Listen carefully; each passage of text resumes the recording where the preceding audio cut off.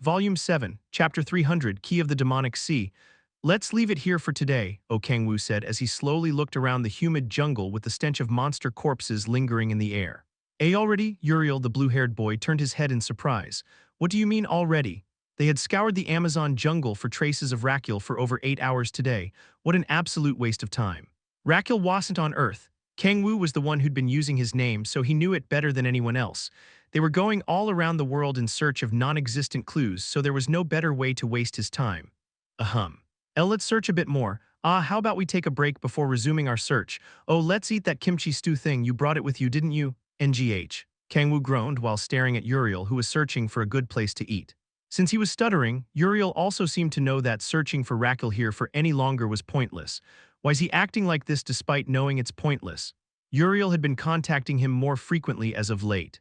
No, to be more precise, ever since Kang-woo had bought him a smartphone after suggesting they take a day off while touring Seoul, Uriel had not stopped contacting him. Why is an angel so goddamn good at using a smartphone? Kang-woo took his smartphone out and looked over all of the messages Uriel had sent him through Kakao Talk this morning. Uriel, what are you doing today? Uriel, you finished all the Guardian's work a few days ago, right? Uriel, then search for traces of Raquel with me today. Uriel, shouldn't you be up by now? Why aren't you reading my messages? Uriel, that aside, this smartphone thing is fascinating. Uriel, things you want to say can be sent immediately like a letter. It's way better than a communication orb. Uriel, things like language can be easily learned through magic. Uriel, maybe I should supply this to everyone in Sant Angelo. Uriel, but I guess it'd be difficult since there wouldn't be any Wi-Fi. I think it was called. It's better than communication orbs in every way except this. Uriel, why is Wi-Fi so slow in Africa? I'm trying to watch videos on this my YouTube thing, but it keeps buffering. There were over 100 messages like this. He's acting like some kid begging for attention. He thought Uriel just looked like a kid, but he also seemed to be one mentally as well. The characteristic of angels is obsession, or so I've been told. Rather than obsession, it felt more like he was sending messages simply because he was so fascinated by a smartphone, but it gets annoying when he sends them without rest. Uriel kept sending messages as if he were desperate for attention. If Kang-woo had known that something like this would happen, he wouldn't have done something as insane as giving him a smartphone. I never thought he'd be able to use it so well, Kang-woo mumbled so that Uriel wouldn't be able to hear him. He had never expected an angel who lived in a world without even any electronic devices, let alone a smartphone, would be able to adapt to a smartphone so quickly. What the hell is with that ID though?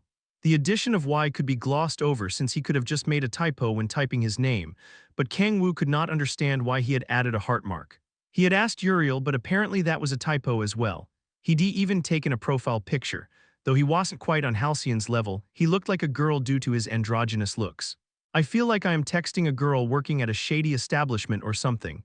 An establishment where employees wearing angel costumes jailbaited people.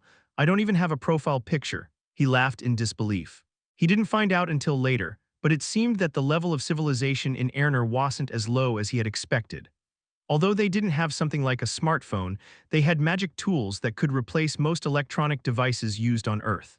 Since angels were mainly active in Erner, angels also frequently use such magic tools. I mean, at least I'm getting closer to him. It was absolutely necessary to build good relationships with the angels. Unlike the immovable Raphael, Uriel was much easier to control.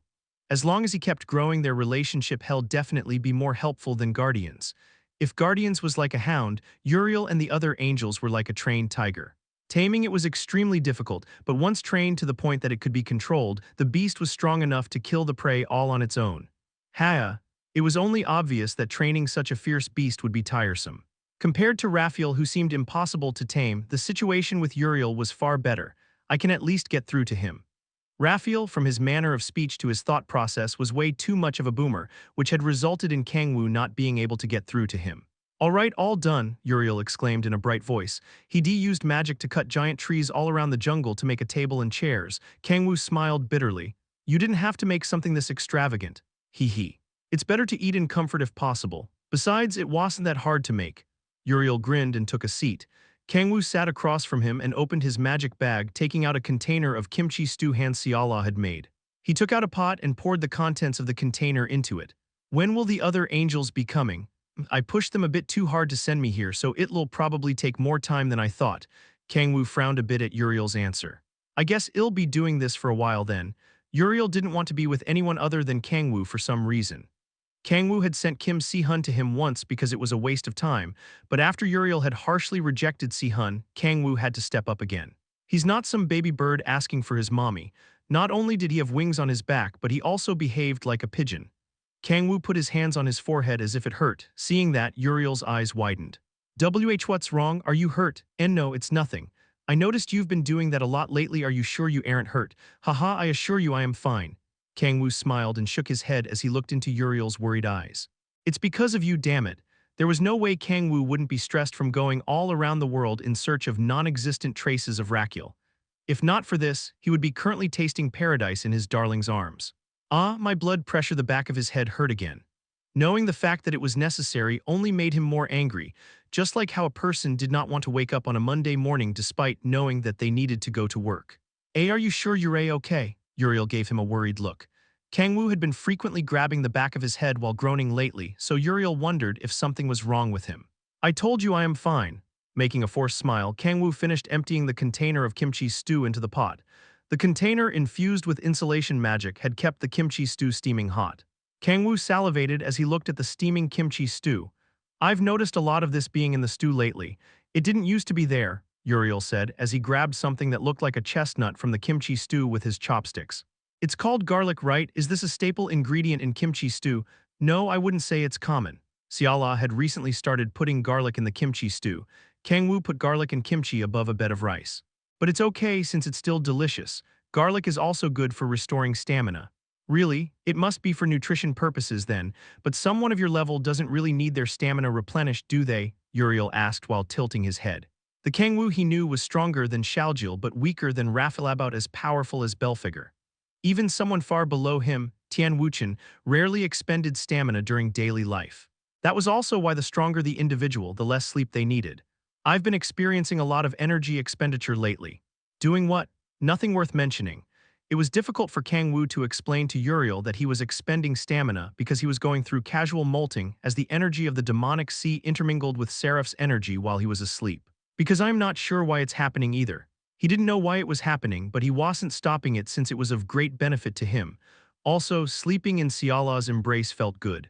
Uriel bit his lip anxiously and fell into thought as he stared at Kang-woo. Not noticing his expression, Kang-woo ate the kimchi stew. Slurp munch, it was as delicious as always. I will get going then. Ah, okay, Uriel waved his hand, a lonely expression on his face. It seemed like he wanted to stay with Kang-woo a bit longer, but he really had to let him go now. I hope his subordinates arrive soon, Kang-woo thought. Only then would Uriel stop chasing him around like an abandoned dog. Let's try investigating from Russia again in 3 days' time. Ah. Okay, Uriel nodded while making a bright expression. Kang-woo smiled bitterly from how blatantly excited Uriel looked. Dealing with Uriel was certainly far easier than dealing with Raphael. Is this what they call a blessing in disguise? He had gotten headaches in the past from the possibility of having to go to war against the angels, but now their relationship had become even stronger than before. Although it wasn't an alliance relationship between two organizations like it had been before, making an ally out of Uriel, who was far stronger than an army, was extremely meaningful. I'll text you when I get home. Uriel waved his hand. Kang-woo nodded and headed home to where his darling was waiting for him. Clack, I am back. Kang-woo opened the front door and saw the home he'd been so dearly missing. Siala was sitting on the living room couch all by herself, staring blankly at the air. Chills went down Kang-woo's spine due to her sitting completely still in the living room without even having the TV on. Life returned to Siala's eyes when she noticed Kang-woo. The chilling sensation quickly disappeared and was replaced by warm, comforting energy. She approached him with a bright smile on her face. She placed her forehead on his collarbone and gently embraced him as if he were a precious treasure. You're late today, I was waiting for you. Where are Halcyon and Echidna? They went to Balrog's house to train. They've been training hard lately. Foo-foo. I think the shock from seeing your training last time sparked their desire to train. She was probably referring to the molting. What kind of harsh training was it exactly for them to be acting like this? Oh, Kang-woo slurred. Molting was actually far too brutal to call training. Echidna and Halcyon had bawled their eyes out when they saw it, so it was only obvious how Siala would react. It's nothing worth mentioning. He averted his gaze while smiling awkwardly just like he had done with Uriel. Siala hugged him tighter in silence, her eyes were shaking. I'll go take a shower.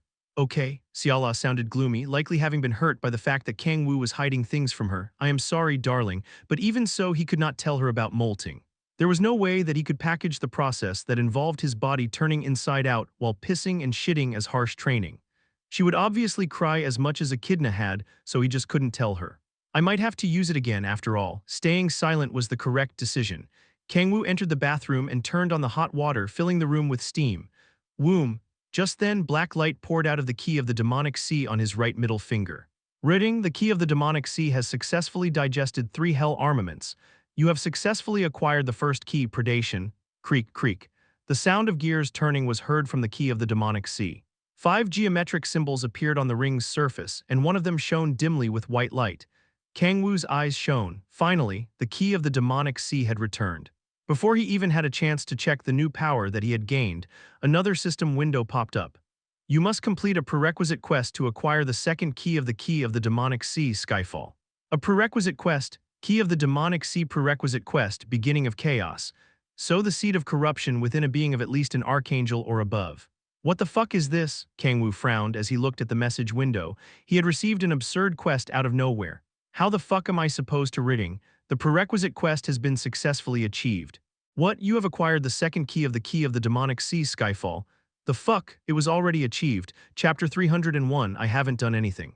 The hell is this? Oh, Kang-woo looked in disbelief at the key of the demonic sea on his right middle finger. As if proving that the message saying that it was successful was not a lie, faint white light poured out from the second geometric symbol of the 5. Ridging, you have acquired the second key, Skyfall. The status window information for key of the demonic sea has been updated. Kang-woo frowned. Great power flowed up from the black ring on his middle finger and penetrated his body. What's happening? It felt as if he were being burned alive. Clack. Clicks echoed within his head as if cogs were turning or a key was turning a lock. There was no need to even think about what the key of the demonic sea was connected to. 10,000 demon core. The key of the demonic sea connected with the 3 giant doors holding the demonic sea. Kang-woo's eyes widened. Womb. Demonic energy surged from his body along with the sensation of the key of the demonic sea linking with the 10,000 demon core. The total amount of demonic energy had not increased, but he could feel that it had become far more dense, just like when he had achieved the ultimate demonic body. Kurg. He curled up as the showerhead showered him with a warm stream of water. It was difficult to withstand the extreme changes occurring from the connection between the key of the demonic sea and the 10,000 demon core. Ridding, the third condition of the final step of road to becoming a demon god has been partially fulfilled. Yet another message appeared, and Kang-woo's eyes shone. So the key of the demonic sea was the clue for the third condition. He'd been trying very hard to find a clue about the third condition, but there had been a reason why he hadn't made any progress. Haya, Kang-woo panted heavily. The demonic energy within his body had become more concentrated. It hadn't become as concentrated as the demonic energy within the abyss, the deepest layer of the 10,000 demon core, but it was at least more concentrated than the demonic energy from the deep end. It's about between the abyss and the deep end. The more concentrated his demonic energy was, the more power he could exert with the same amount of demonic energy. This is huge. Being able to exercise more power with the same amount of demonic energy was invaluable. There was a huge difference in power between Inferno made with demonic energy from the shallow end and Inferno made with energy from the deep end. If demonic energy control allowed him to use more demonic energy at one time, the concentration influenced the quality of the demonic energy itself. That's a transcendent grade weapon for you, he unconsciously smiled.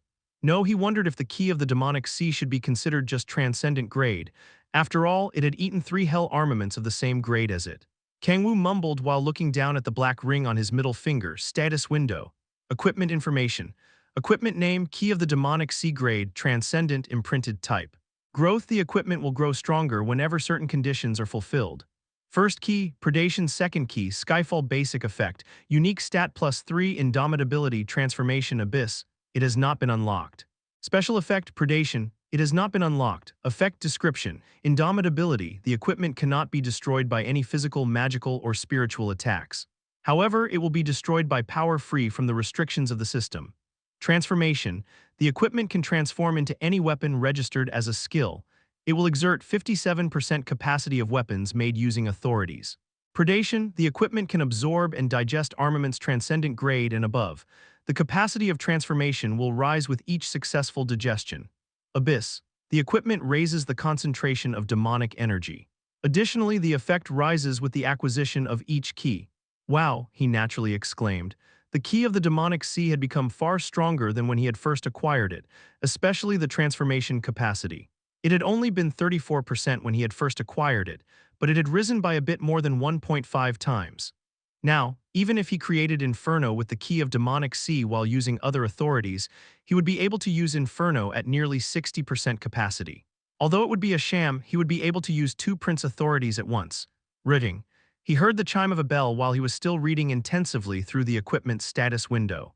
He cast aside the key of the demonic sea's status window and saw a new message. You must complete a prerequisite quest to acquire the third key of the demonic sea, Abysm. Another quest, Kang-woo frowned. Key of the demonic sea prerequisite quest, Falling Wings. Make a being of an archangel or above fall from grace. The fall will be acknowledged even if it is temporary. Another absurd quest. The quests seemed as if they were being squeezed out of an author struggling from exhaustion of material. They were so absurd that it pretty much threw probability out the window. Kang-woo waited a bit while standing still. He was low-key hoping that the quest would be achieved without him doing anything like the previous one, but no additional message windows popped up. Meaning, I managed to sow the seed of corruption, but they haven't fallen yet. Based on the system messages, that seemed to be the case.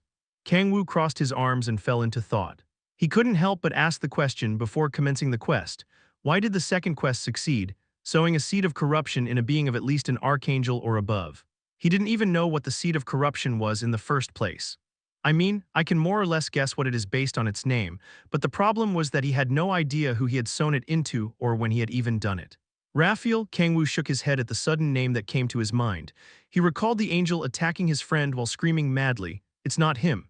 Kang-woo dried his body with a towel and walked out of the bathroom. It was true that Raphael had fallen, but he was already dead. Also, the reason he had fallen was not Kang-woo but his own crazed obsession with evil. Kang-woo had nothing to do with it, so there was no way that it would complete the quest. His eyes met Han Xiala in her pajamas. Realizing he was completely nude, he quickly tried to close the door. "You haven't fully dried yourself yet." "Huh, why yeah," he nodded like an idiot. Xiala took the towel from him and wiped off the moisture still on him as if she were used to seeing his naked body. She softly giggled and turned around. "Put your clothes on and come to the living room. I'll dry your hair for you." Kang-woo stared at her with mixed feelings as if not knowing what to say, and then he came out into the living room after putting clothes on. Holding the hair dryer with one hand, Xiala lightly patted the couch, indicating Kang-woo to sit down. Your hair has gone a bit long. I'll cut it for you tomorrow." "I give my mother a haircut all the time, so I am confident I can give you a nice haircut," Xiala said while touching Kang-woo's hair. Kang-woo's eyes narrowed. He thought about the recording he'd seen a few days before, how his demonic energy became entangled with the pure white energy from Xiala. Could it be Xiala? A chilling thought passed through his mind. Kang-woo bit his lip. "It might have happened because she slept with me." From the recording, it only looked as if Xiala's energy was harassing his energy, but it did not change the fact that they had been aggressively intertwined. It wouldn't be weird if she were influenced by his demonic energy. No, but still Xiala. Kang-woo tilted his head in confusion. He thought of Xiala's kind smile and warm energy. It was hard to believe that a woman who was the epitome of the word angel was on the verge of being corrupted. "Xiala," Kang-woo called. "Yes, show me your back for a moment." Jay, just a moment, please." After realizing what he was trying to look at, she took off her pajamas. Hallelujah! Although her back was facing him, he couldn't help but gulp from seeing the Cerberus heads that could be seen on each side. Fucking calm down. He shook his head to get a hold of himself. Now was not the time for that. Kang-woo searched Xiala's back. The outward appearance seems unchanged. Although the symbols on her back had become far more vivid than before, that was it. The faint pure white light showed absolutely no signs of corruption. "I am gonna touch it." Kang-woo extended his hands and touched the wing symbols on her back. "HNGH." Xiala moaned erotically while flinching. He did his best to ignore it. Authority of insight. He slowly closed his eyes and read the flow of sacred power coming out of her back. He hadn't noticed it before, but he could feel how colossal the energy within her was. So this is Seraph's power. He recalled the light that had burned him when he had been cosplaying as Raquel. He could now understand why her wings back then had been so faint to the point they were transparent. Compared to the power within Xiala, what she had shown then had been nothing but the tip of the iceberg. If I had taken it full force, he would most definitely have been vaporized. He got goosebumps, but he calmed his beating heart and refocused a search around Xiala's energy, which was brimming with sacred power. There's nothing there. He had not been able to find even the smallest trace of demonic energy, even with the same level of demonic energy control that had pushed demon god Bali back into the abyss. Is the seed of corruption not the same as demonic energy? He wasn't sure because he didn't know what it was in the first place, but one thing was for sure. At the very least, my demonic energy hasn't influenced Siala while we were sleeping together. If that were the case, he would have found at least a tiny bit of demonic energy within her. It was his own demonic energy, so there was no way he wouldn't be able to find traces of it. Kang-woo opened his eyes narrowly. If my demonic energy hasn't influenced her, the chances of the seed of corruption having been sown in her would be drastically lowered. It's no wonder. There was no word more unfit for Siala, who was so kind that not even Kim Si-hun could hold a candle to her, than corruption. Then who could it be? Kang-woo remained silent. If it wasn't Raphael or Siala, then there was only one person that it could be. Uriel. If it wasn't either of them, then the only other person he could think of was Uriel. It's more than likely. Uriel's mental state had gotten drastically more unstable after Raphael's death. Uriel's obsession was affection. Considering how Uriel had acted toward Kang-woo recently, it was no exaggeration to say that his obsession was nearing dangerous levels. There's no one else but Uriel. The only person who was as mentally unstable as Uriel right now was Halcyon, who was currently much more stable than she had been before. There was no more doubt in Kang-woo's mind. The seed of corruption was sown in Uriel. See, can I put my clothes back on now, Kang-woo? Oh yeah, it's fine, Siala dressed back up. VRRRR. Just then Kang-woo's smartphone vibrated. Siala picked it up to pass it to him. Kang-woo, you have a tea. Her hand stopped just as she was about to hand him his smartphone. Saw that he received over 100 messages from someone with the ID Uriel. She opened the chat without realizing it. Uriel, thanks for being with me today. Uriel, you said you were free in 3 days, right? Uriel, it's boring being alone. Uriel, what are you doing now? Uriel, I want to eat that kimchi stew thing again. Uriel, oh, why don't I take this chance to move to Seoul? The internet connection here is way too slow. Uriel, hey, answer me. Uriel, I miss you. Uriel, it's too quiet here. Uriel, yeah, I think it'd be best to live around your area. Wouldn't that be better for you too? Siala froze with the smartphone in hand. The light in her eyes instantly disappeared. Not noticing this, Kang-woo was off in his thoughts. Ring, he heard the chime of a bell. The seed of corruption has begun to bloom. The prerequisite quest has successfully commenced. What was this? I haven't done anything. Chapter 302, The Seed of Corruption is Growing Rapidly. What? Oh, Kang-woo looked at the message window in confusion. The quest had not been completed, but it had commenced without him even having done a thing. Did I do something? However much he thought about it, he had not done anything. Just then he saw that Han Siala was holding his smartphone. Oh, thanks. Kang-woo grabbed his smartphone from her and checked his messages. He couldn't help but frown, so this is what happened. Uriel had sent him an explosive amount of messages. After going through the messages, Kang-woo was able to tell why the seed of corruption had bloomed out of nowhere. This must be why. Likely because he was sure that the seed of corruption had been sown in Uriel. The messages that were no different from what Uriel sent on the daily felt meaningful in some way. Kang-woo, At that moment he heard Siala's voice calling him. He turned around and saw her smiling brightly at him. He could feel her characteristic warmth from her smile. Who is Uriel? Did you see the messages? Siala lowered her head while giggling. I am sorry, it popped up on the display, so I ended up pressing it by mistake. No, I mean there's no need to apologize. Kang-woo smirked. It's Uriel. Uriel is the angel who has been spending time with you lately, right? Yeah, oh, and apparently this heart mark at the end was a typo. It's fascinating how an angel can use a smartphone. He's better at it than you think. Take a look at this. He has a profile picture when I don't even have one. Kang-woo clicked and zoomed in on Uriel's profile picture. As Siala was looking at the profile picture in fascination, she said with a slightly sunken voice, come to think of it, he's the one you kissed before, right? Oh yeah. Kang-woo naturally grimaced as a memory that he wanted to forget popped up. Although it was an unpleasant memory, it hadn't been that bad considering how it had turned out.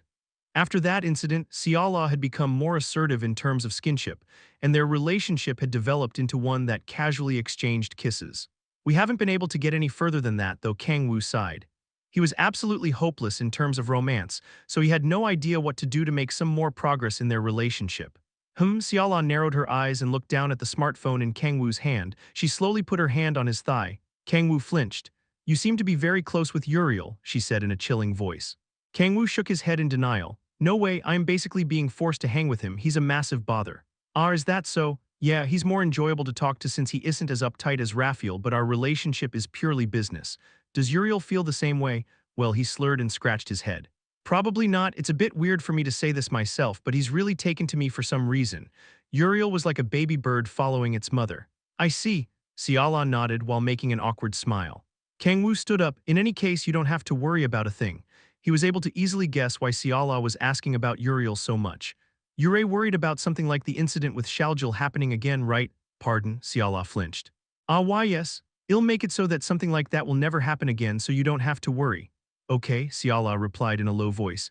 She looked like she had many things to say, but she kept her mouth shut after her lips quivered a little. You have what you got from Lilith, right? Kang-woo asked. Yes, she said it's an item that can conceal the sacred power in my body. Siala pulled forward the pendant on her neck. Don't forget to wear it at all times. They had yet to test whether or not it could completely conceal Siala's sacred power, but it should theoretically be able to conceal Seraph's soul as long as she was just seen with no physical contact. None other than Lilith had said it, so it was credible information. Okay, I will. Right then, Kang-woo said while standing up. He had been planning on sleeping with Siala, but the situation had changed. Siala, I am sorry, but let's sleep separately for a few days. Pardon, sleep separately? Siala's eyes widened and she trembled. There's something I have to focus on, Kang-woo replied as he nodded. If the seed of corruption is blooming in Uriel, he had to draw up a plan immediately. No, he first had to decide where to take this. Should I make Uriel fall from grace or should I stop it? Kang-woo's eyes sank. Each choice had its pros and cons. Making him fall would be the correct decision if I want to complete the quest and fulfill the final condition of becoming a demon god. But if he did that, his plan to earn the angels' cooperation through Uriel would crumble. It was a simple yet difficult decision. Since he had high hopes for the angels, he could not make a rash decision. I'll think some more in my room. Kang-woo turned his head and saw Siala trembling as she looked at him. Kang-woo, why you didn't come to dislike sleeping with me, right? Siala grabbed his clothes with eyes filled with anxiety. Even her teeth were clacking. Kang-woo smirked and shook his head. Of course not, I just got some things I have to do urgently. All right, there's no way you would dislike it, right? Siala was being more sensitive than he expected. Kang-woo tilted his head and answered, Of course I want to sleep with you too, darling. Then we could just sleep together, can't we? Haha, I have a lot to think about. I probably won't be sleeping at all tonight. Then what about tomorrow? Probably not tomorrow either. He needed to focus for the moment on whether to make Uriel fall from grace or to stop it.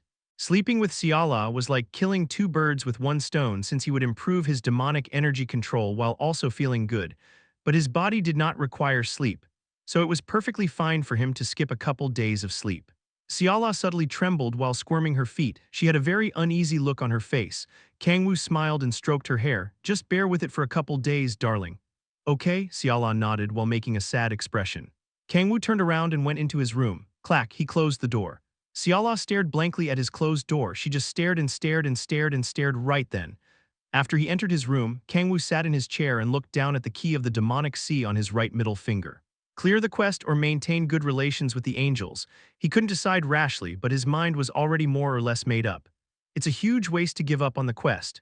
He wouldn't be hesitating so much if giving up on the quest only meant that the key of the demonic sea wouldn't grow any stronger. However, like the message window had indicated, strengthening the key of the demonic sea was connected with the final condition of road to becoming a demon god. Giving up on strengthening the key of the demonic sea is also giving up on the third condition to becoming a demon god. No matter how long he thought about it, the pros and cons were not balanced. The angels' cooperation was important, but nowhere near as important as becoming stronger. I can't give up a gun for a hound. He counted on his own power the most. I'm not exactly sure what the road to becoming a demon god is, but considering the massive boost in power after achieving the ultimate demonic body and demonic soul, it couldn't hurt to get it. No, he had to get it at all costs. Which means I have to make Uriel fall from grace. Kang-woo raised his smartphone and slowly read through Uriel's messages again. Uriel, the hell, why aren't you answering when you read it? Uriel, is this the thing known as leaving someone on read? Uriel, why aren't you sending anything? Uriel, I'm starting to get annoyed. Uriel, hey, answer me. Uriel, sorry, I'm sending too many messages, aren't I? Uriel, wouldn't it be fine if I just leave him be? Reading through the messages was a spectacle. Felt like Uriel would fall even if Kang-woo left him be. Reading, the seed of corruption is growing rapidly. A message popped up to confirm his thoughts. Kang-woo shook his head and laughed in disbelief. I don't even have to lift a finger. It felt like the quest would complete itself just by lying around in bed doing nothing. It's a bit anticlimactic though. It was a bit too good. Everything was going smoothly without him lifting a finger. Darling, Kang-woo ran out of his room with a bright smile. If there was nothing for him to do and Uriel would fall from grace all on his own, there was no need to stay up all night thinking of a plan. Kang-woo, you weren't asleep? Ah no. Kang-woo grabbed Siala's hands as she was standing blankly in the living room. Come, let's sleep together. Didn't you say that you had something to do? Yes, but after thinking about it some more, I don't think I'll have to step up. Ah really? Siala smiled brightly. His heart beat faster as he saw her smiling as if a flower had fully bloomed. Okay, then let's sleep together, Xiala replied. She gripped his hands tighter and walked toward his room. Kang-woo grabbed his head after waking up the next morning. He read the blue message window in front of him. The seed of corruption's growth has halted. What the fuck is wrong now? The seed of corruption had suddenly stopped growing on its own. Kang-woo grabbed his smartphone and sighed.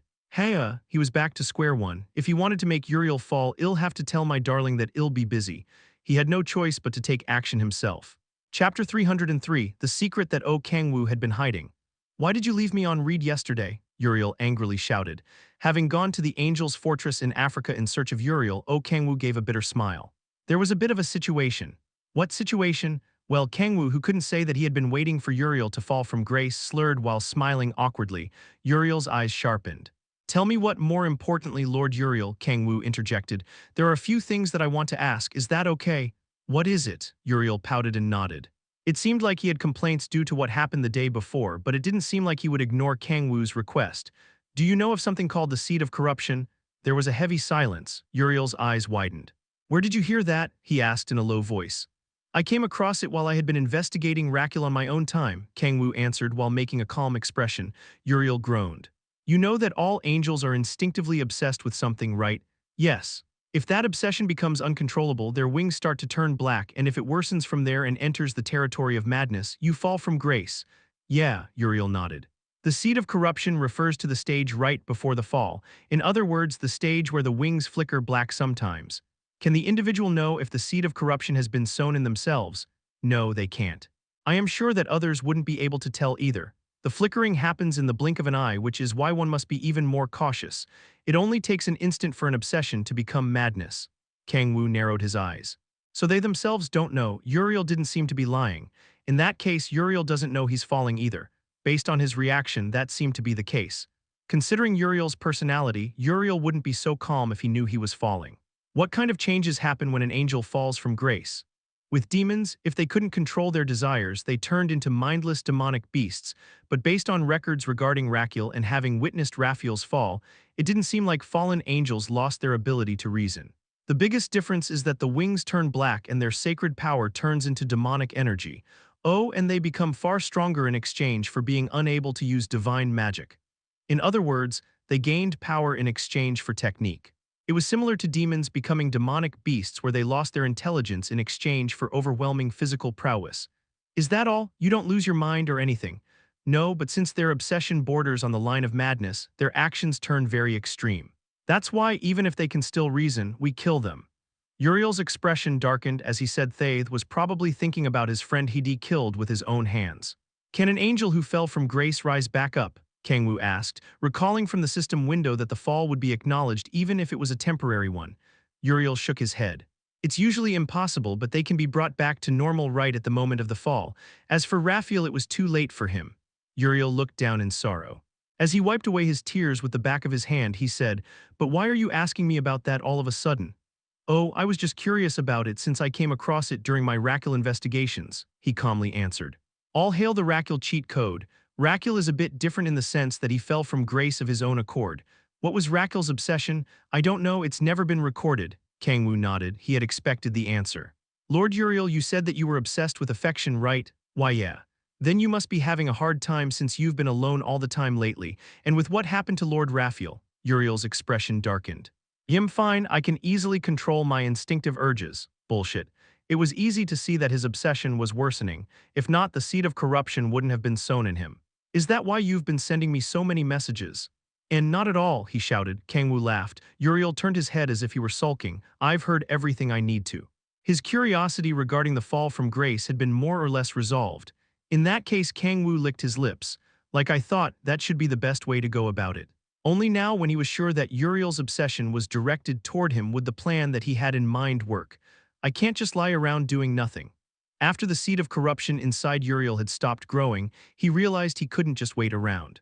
It was an undeniable fact that Uriel's obsession with affection was directed toward Kang-woo after losing Raphael and being left all by himself. Kang-woo needed to pull some strings if he wanted to turn that obsession into madness. Shall we go search for traces of Rakul? I thought you said you were busy.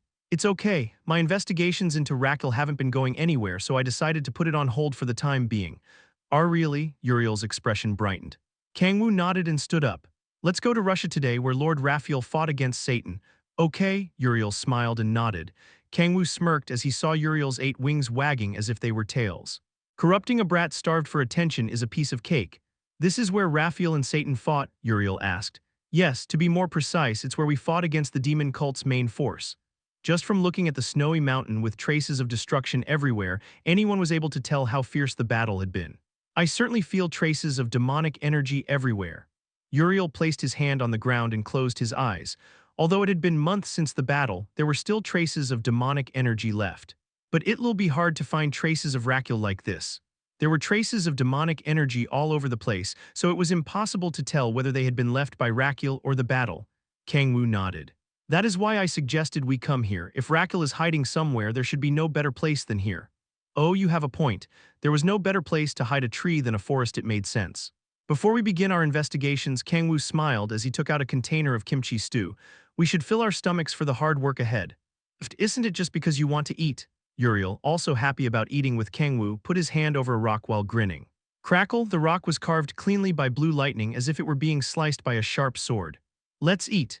Uriel sat in front of the cut rock. There was no way an angel with underdeveloped taste buds would be so happy at the idea of eating food. Uriel simply enjoyed the sensation of eating with someone else. It was something he hadn't been able to feel with his fellow angels. Hihihi. As evidence of that, instead of eating, Uriel seemed more interested in looking at Kang-woo eating. Just then, Kang-woo's hands suddenly stopped while he was eating the kimchi stew. He stared blankly into the air and then grabbed his head.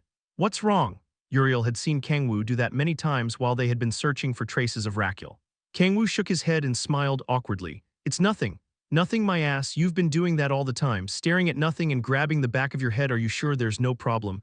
Ha ha ha. I just have some things on my mind. Kang-woo shook his head, put kimchi on a bed of rice, and had a spoonful. Kang-woo's face darkened. Hey, what's wrong? Isn't this like your favorite food? I don't really have an appetite today. Kang-woo scratched his head as if he were also confused. Uriel stared at Kang-woo restlessly. An uneasy feeling crept down his spine. Let's eat. Kang-woo smiled brightly and ate the kimchi stew. Okay, Uriel muttered.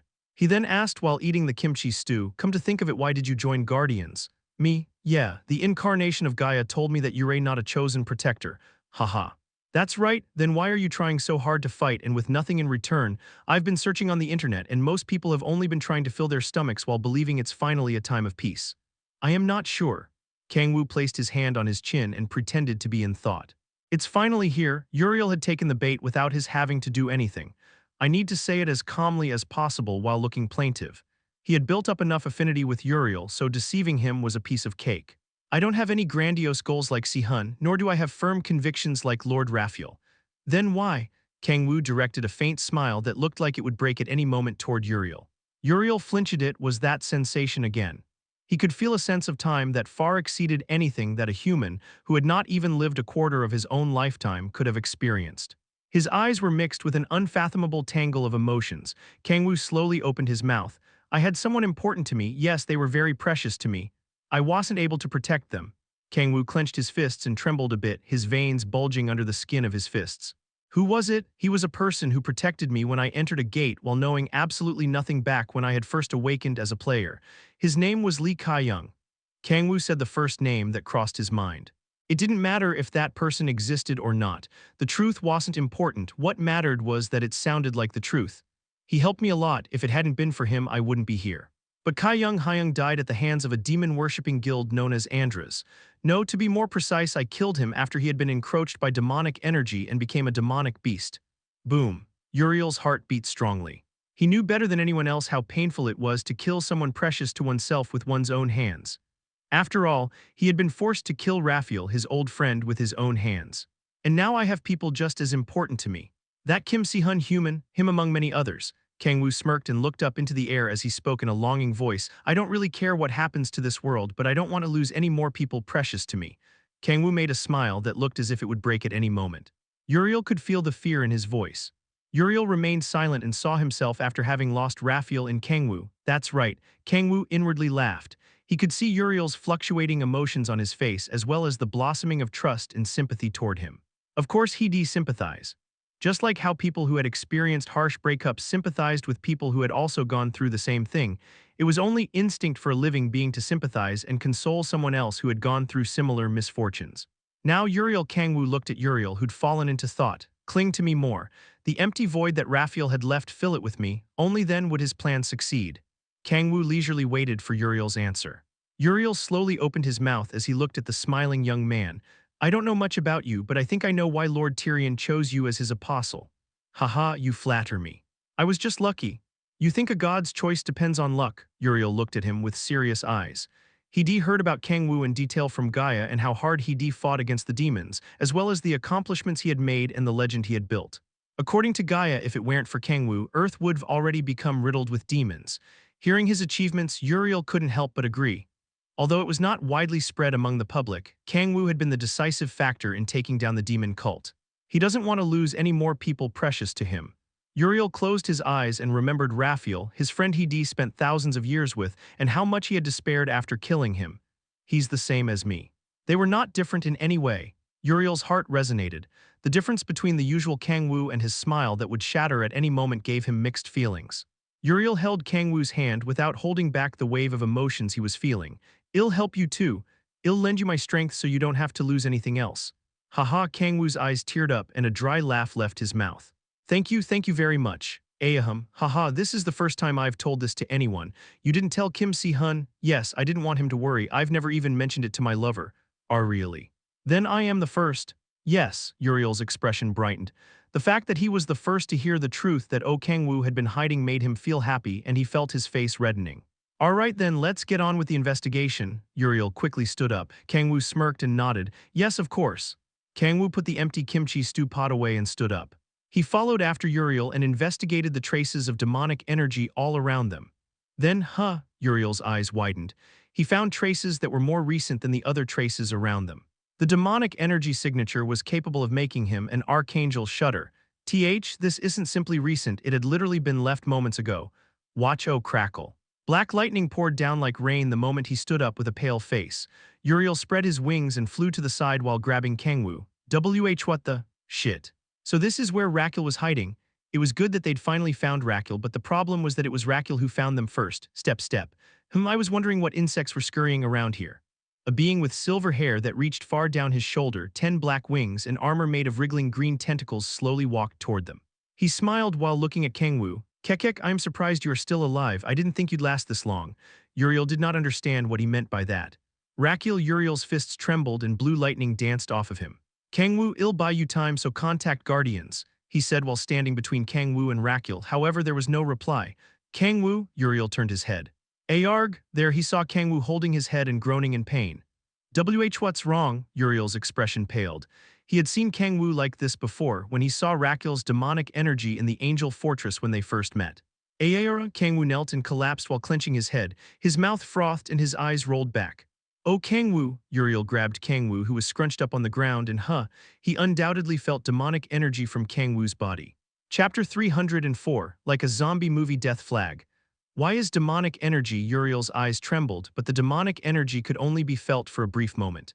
Kang-woo's golden energy set the demonic energy ablaze as they clashed. Cough! Kang-woo bent over like a bow and coughed blood. It was dark red, proving he had not been encroached upon by demonic energy and was purely human. Arg! Blood poured from his eyes, nose, ears, and mouth. So much blood to the point that it was a wonder if humans had this much blood poured on Uriel's body. What the Uriel's voice trembled. His eyes wide open, he held the bleeding Kang-woo.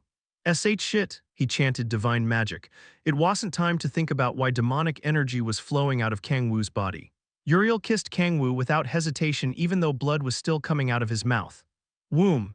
Radiant sacred power entered Kang-woo's body. It was the strongest healing divine magic Uriel could use. The magic that only activated through mouth-to-mouth healed Kang-woo, but cough. Once again, dark red blood spurted out of Kang-woo's mouth. Why? Uriel's face paled. Although it had a bothersome condition of requiring mouth-to-mouth contact, it was a highly advanced divine magic. It made no sense that it didn't have any effect. It's pointless. A chilling laugh reached his ears and Uriel turned his head. He saw Raquel making a sly smile as he looked at the collapsed Kang-woo. Crackle, Uriel's sky-blue hair slowly rose up and blue lightning danced around him. What did you do to Kang-woo? It was the second time that he had seen Kang-woo like this.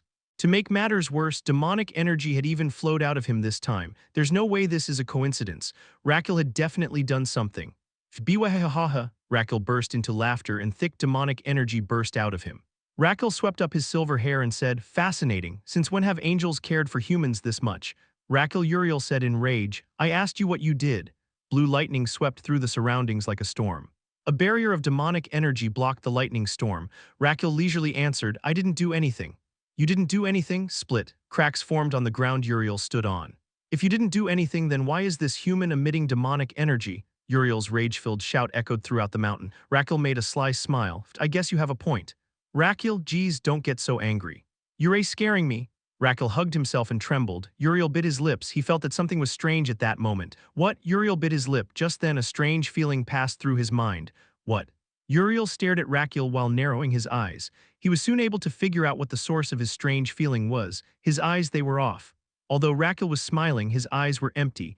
It was as if someone was controlling him. "What in the do you want to know why that human is acting like that?" Uriel's thoughts didn't last long. He drew out his power again as Raquel continued his mocking. Rumble, a blue bolt of lightning shot toward Raquel. "Whoa!" Raquel flapped his wings in an exaggerated motion and dodged the bolt. "Kehiha," he snickered while grabbing his stomach. "I get how much you care for that human now, so stop becoming so hot and bothered. What are you gonna do if that human dies because you're so busy dealing with me?" Uriel grimaced. Just like he said, Kang-woo was in such a serious condition that he could die at any moment. "Have you heard that I had kidnapped that human before?" Uriel had heard that while he was chasing after Satan, Kang-woo had been ambushed by Raquel. Back then, Raquel said as he hummed, "I pulled a small prank." "A prank, you say?" "Yup," he snickered. "I poured a tiny amount of my demonic energy into him." "What?" Uriel's eyes widened. There was no way Uriel wouldn't know what accepting demonic energy meant for a human. Hell, either become a demon, or it would be better if he just became a demon. Hell, become a demonic beast. They were monsters with no sense of reason. Their bodies became distorted to the point that they wouldn't have a proper form and would live only for flesh and blood. That's nonsense," Uriel shook his head. "There's no way a god's apostle would become a demonic beast just because he took in a bit of demonic energy. If people could be turned into demons or demonic beasts simply because demonic energy flowed into them, the world would already be in the hands of demons. The greater the power one possessed, the more exceptional their ability to resist demonic energy was." "You're right," Raquel nodded. It certainly hadn't been enough to just pour in some demonic energy. That annoying golden light kept burning it away.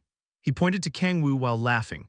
Just like he said, the golden light from Kang-woo's body was burning away the demonic energy. But a smile crept onto Raquel's face. "I am Raquel." Just that alone could explain everything. Even if Kang-woo was a god's apostle, as long as he was fundamentally a human, there were limits to his power. Raquel, the star of corruption among the constellations of evil and one of the elite soldiers of the demon god, would easily be able to turn a human into a demonic beast if he wanted to. Hee. No need to be so frustrated. Raquel shrugged his shoulders. "I will admit that human is formidable. I never expected him to resist the encroachment for months after the incident." "What does that mean?" "It means exactly as it sounds. I don't know how he is managing to do it, but that human has been resisting the encroachment and staying as a human. I must applaud his endurance." "Resisting, you say?" Uriel thought of the past few months he'd spent with Kang-woo. His strange behaviors of sometimes staring into the air or suddenly grimacing while holding the back of his neck. Was all of that him resisting the encroachment of demonic energy? But it seems the transformation is commencing, albeit very slowly. Let's see, I'd guess he has mostly lost his sense of taste by now. What? I'm sure you know demons also have underdeveloped taste buds like angels. I'm sure that human has also realized while eating every day that he is slowly becoming a demonic beast. Uriel's face paled. He recalled Kang-woo saying earlier today that he did not have an appetite with a serious face. Tap, Uriel knelt. He wasn't dumb enough to deny reality when all of the information was right in front of him. Uriel embraced the collapsed Kang-woo. "You've been enduring it by yourself all this time." He had been suppressing the encroachment of demonic energy, likely while coughing up blood like this. Uriel bit his lip, his shoulders trembled. He would be lying if he hadn't expected nothing was wrong.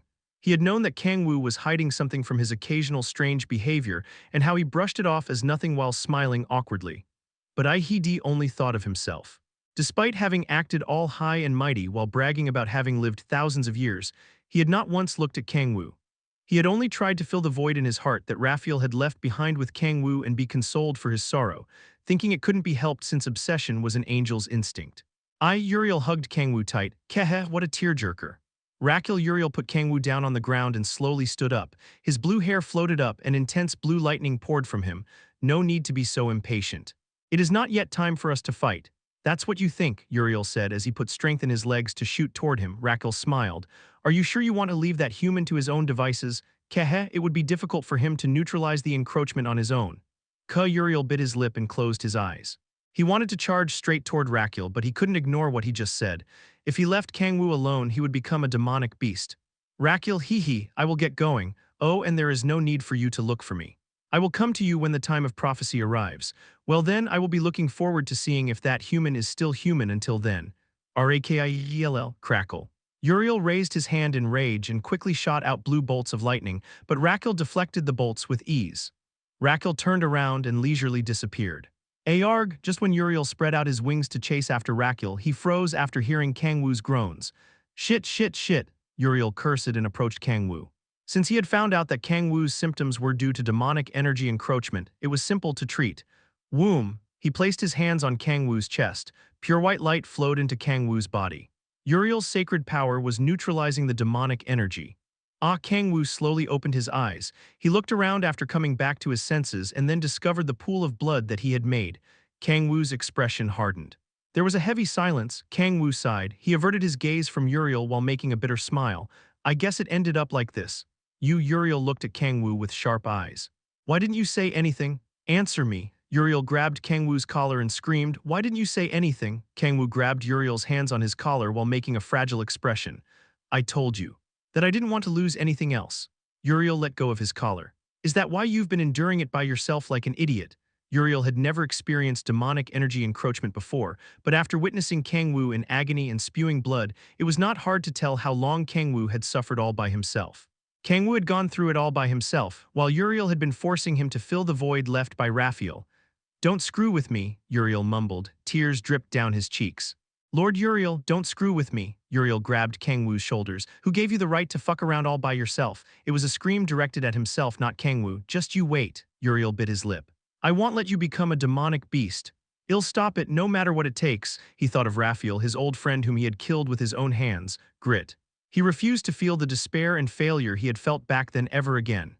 Oh Kang-woo, he said, while looking at the young man he had known only for a few months, but was already filling the space Raphael had left behind. I'll protect you, that was fucking awesome. I'll protect you, holy crap, you're gonna make me fall for you. Kang-woo cheered in his mind, it was perfect. Uriel completely fell for it. He needed to push Uriel's obsession to borderline madness to resume the seed of corruption's growth. A friend turning into a monster, and the protagonist trying to protect him, just that phrase was enough to paint the whole picture in his head. It would also obviously be super effective on Uriel, who had killed Raphael with his own hands. Hugh. He suppressed his laughter as best he could. It was too early to celebrate. This is where it really begins. The foundation was perfect. He had built up an affinity with Uriel in the past few months, and their affinity had even skyrocketed with the serious conversation they had earlier. And now he had managed to create a tear-jerking scene thanks to his newly acquired Raquel coin. Time to add even more spice. He'd already decided on what to say. Lord Uriel, what is it? If I on the very small chance he grabbed Uriel's hand while crying. A single tear dripped down his face and he made a frail smile. I become a demonic beast. He tightened his grip and prepared the staple death flag of all zombie movies. Please kill me with your own hands. Hell yeah, this is it, you can't go without this line. His shoulders unwittingly shook in excitement. Chapter 305, I should make kimchi stew. Uriel, did you get home safe? Uriel, we don't know when the encroachment will happen again, so stay safe. Uriel. And I'm going to live in Seoul, so find me a house. Me, what about money? Uriel, come on, you're rich, you can have a few of the magic tools here. Me, LMAO, I was joking. Uriel. How can you joke around in such a situation? Uriel, anyway, contact me right away if something happens. You know you can't neutralize demonic energy with mana, right? Sacred power is better, so make sure you contact me. Me, okay, cute little son of a bitch. Kang-woo smirked while looking at his smartphone. After the demonic energy was neutralized with Uriel's sacred power, they decided to stop investigating and each returned to their home after Kang-woo had barely managed to convince Uriel to not follow him. Kang-woo lay on the bed when he got home. The message that the seed of corruption is growing hasn't appeared yet. Based on Uriel's current condition, it was only a matter of time. I should keep working to make him more obsessed. The closer he got to Uriel, the more his obsession would grow, and once that obsession reaches madness, Uriel would fall from grace. Kang-woo crossed his arms and fell into thought. He said the fall could be reversed at the moment of its occurrence. If that was the case, then stopping it would be beneficial to him. After all, according to the quest, a temporary fall was good enough. Still, I feel a bit sorry for the kid. Kang-woo had also grown attached to Uriel after spending all those months together. Uriel followed him everywhere like an abandoned puppy, so there was no way he wouldn't get attached. Although Kang-woo had cringed when Uriel said that he would protect him, he would be lying if it didn't move him. Just a bit longer, kid. I swear I'll make it up to you once it's all over. He needed to prevent Uriel from falling permanently if he wanted the Angels' cooperation in the future.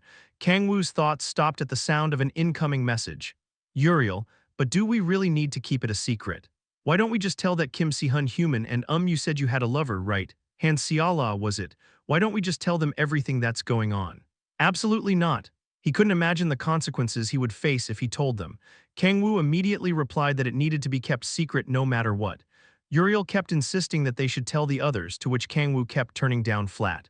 Me, if you tell anyone, I will stop hanging out with you, Lord Uriel. Uriel finally agreed after Kang-woo put the foot down. Kang-woo put down the smartphone and sighed. I should get this done as quickly as possible. Based on Uriel's reaction, he would most definitely end up telling other people. He had to finish everything before that happened. I don't have a lot of time. The friend slowly turning into a demonic beast, and the protagonist struggling to save him. He needed to make a perfect TV drama around these two characters. Although I might be able to improvise a few things, I need to plan out the general script. Kang-woo got out of his bed and sat at his desk. Just then knock, knock. Kang-woo, Seala entered in her pajamas.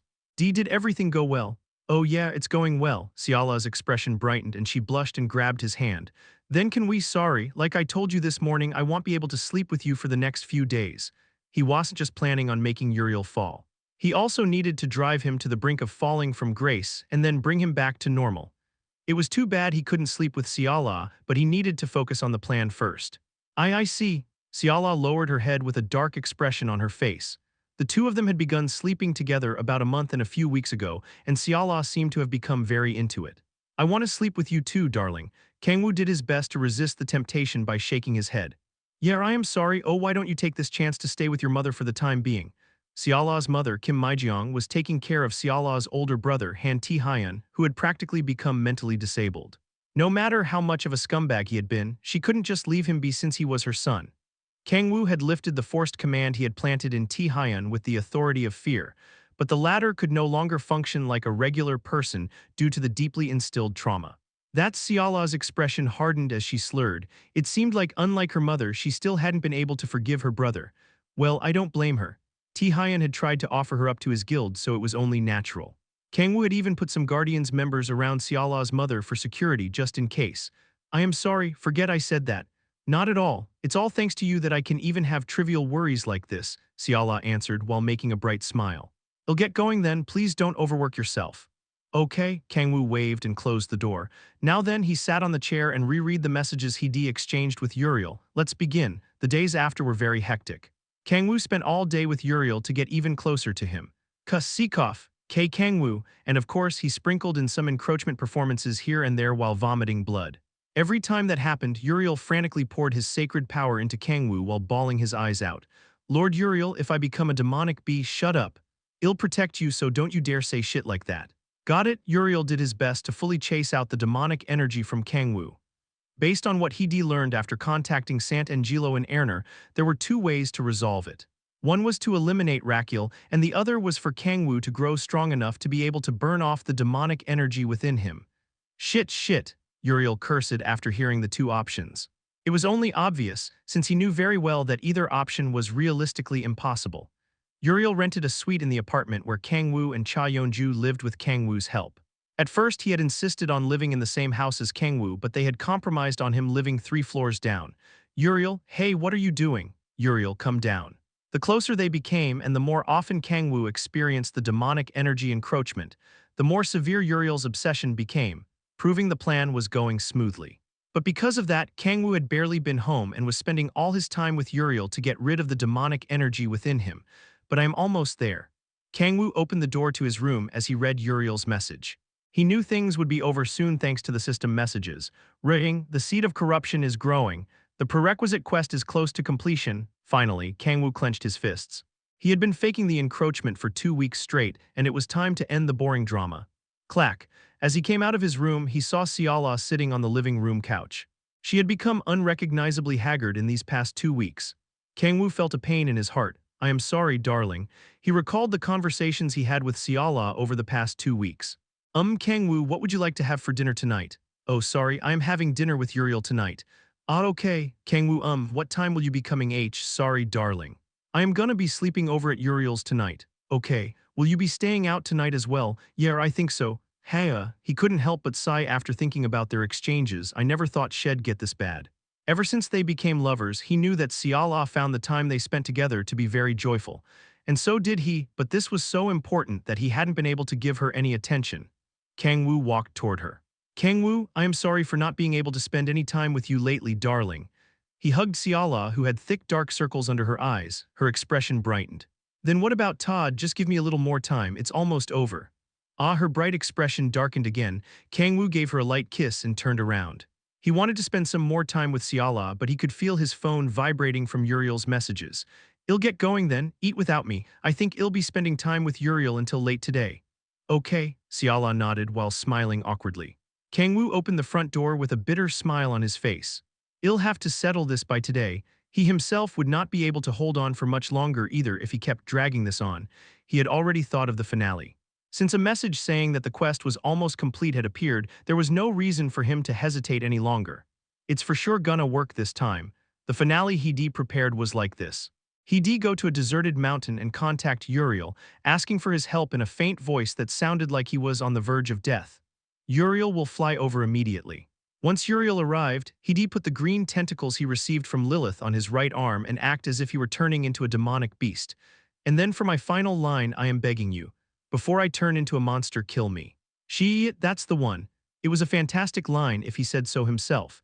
It would surely work since Uriel's obsession for Kang-woo was growing with each day. As for the climax, let's go with the power I inherited from Tyrion growing stronger after all the sacred power I got from Uriel, which then chases out the demonic energy. A hero powering up in a crisis, it was awfully cliché, but since he couldn't become an actual demonic beast, it was the best he could do. Alright, I'll go with this. Kang-woo smiled and searched for where he should set the stage for the finale. Clack. Siala stared at the front door, which had just closed. Her face had become so thin over the past 2 weeks that she was almost unrecognizable, and thick dark circles had formed under her eyes. Oh right, Siala got up. I should make kimchi stew for Kang-woo, step. She staggered to the kitchen, grabbed the pot, and took out kimchi and pork from the refrigerator. I'm sure he's tired from how busy he's been lately, so I'm sure he'll love it if I make a lot. Siala laughed softly. She grabbed a kitchen knife and cut the kimchi. Thump, thump, thump. She swung down the kitchen knife as if she were chopping firewood. Deep knife marks formed on the cutting board and red fluid from the kimchi splattered all over the place. However, that was only for a moment. Siala began to tear up. Sniff, sniff, tears flowed down her cheeks. Just then ding dong. The bell rang. Bang, bang, bang. She heard someone banging on the door. Kang-woo. She knew that there was no way Kang-woo would ring the doorbell, but she was in no condition to have such thoughts. Clack, she opened the door. Ah, the hell, where's Kang-woo? When she opened the door, she saw a young blue-haired boy standing in a crooked posture. Chapter 306, A. Han Siala was left flustered by the unexpected guest. Uriel looked around and frowned. Kang-woo isn't here, right? Yes. He said he's on his way, so where the hell is he? Uriel turned around while complaining. Please wait, Siala called out in a hurry. What? Uriel looked at her with sharp eyes. He'd heard a lot about Siala through Kang-woo. Of course, Kang-woo had only said good things about her, but Uriel couldn't help but have an unfavorable opinion of her. She doesn't even know what Kang-woo's going through. He felt a strange sense of superiority and a negative sentiment toward her. Kang-woo seems to be very tired lately. Could you tell me what is going on? Uriel clicked his tongue. It's none of your concern. I am Kang-woo's love. Yeah, I know that you two are dating. HMPH, what's the point if you're dating? You don't even know a thing about him. Uriel snorted and turned his head. Siala's eyebrows went up. What do you mean? She said in a low voice. Uriel found it absurd and laughed at the faint rage he felt in her voice. What's it to you? You think it'll change anything? I asked you what you meant. Don't ask me, ask Kang-woo. What did he not tell you? Uriel had hit the mark. Just like he said, all Kang-woo did when she asked him was smile awkwardly and say that everything was fine. HMPH, I knew it. Please tell me, why are the two of you together so often lately? Uriel glared at Siala. He was offended by the fact that the woman who considered herself to be Kang-woo's lover was doing absolutely nothing while Kang-woo was going through such pain. Of course, he knew that there was nothing she could do even if she did know.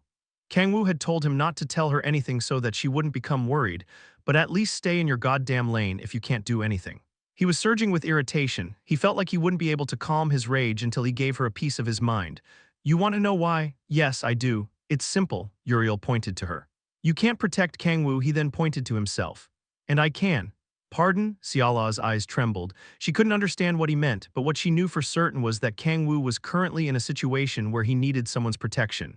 I can't protect him, what does that? It means exactly how it sounds. You can't do anything for Kang-woo, you can't protect him or even make him happy. That's not true, Xiala shouted as chilling bloodlust pooled in her eyes. What are you talking about when you don't even know anything about us? Uriel had only known Kang-woo for a couple of months. No, the time wasn't important, she was Kang-woo's lover.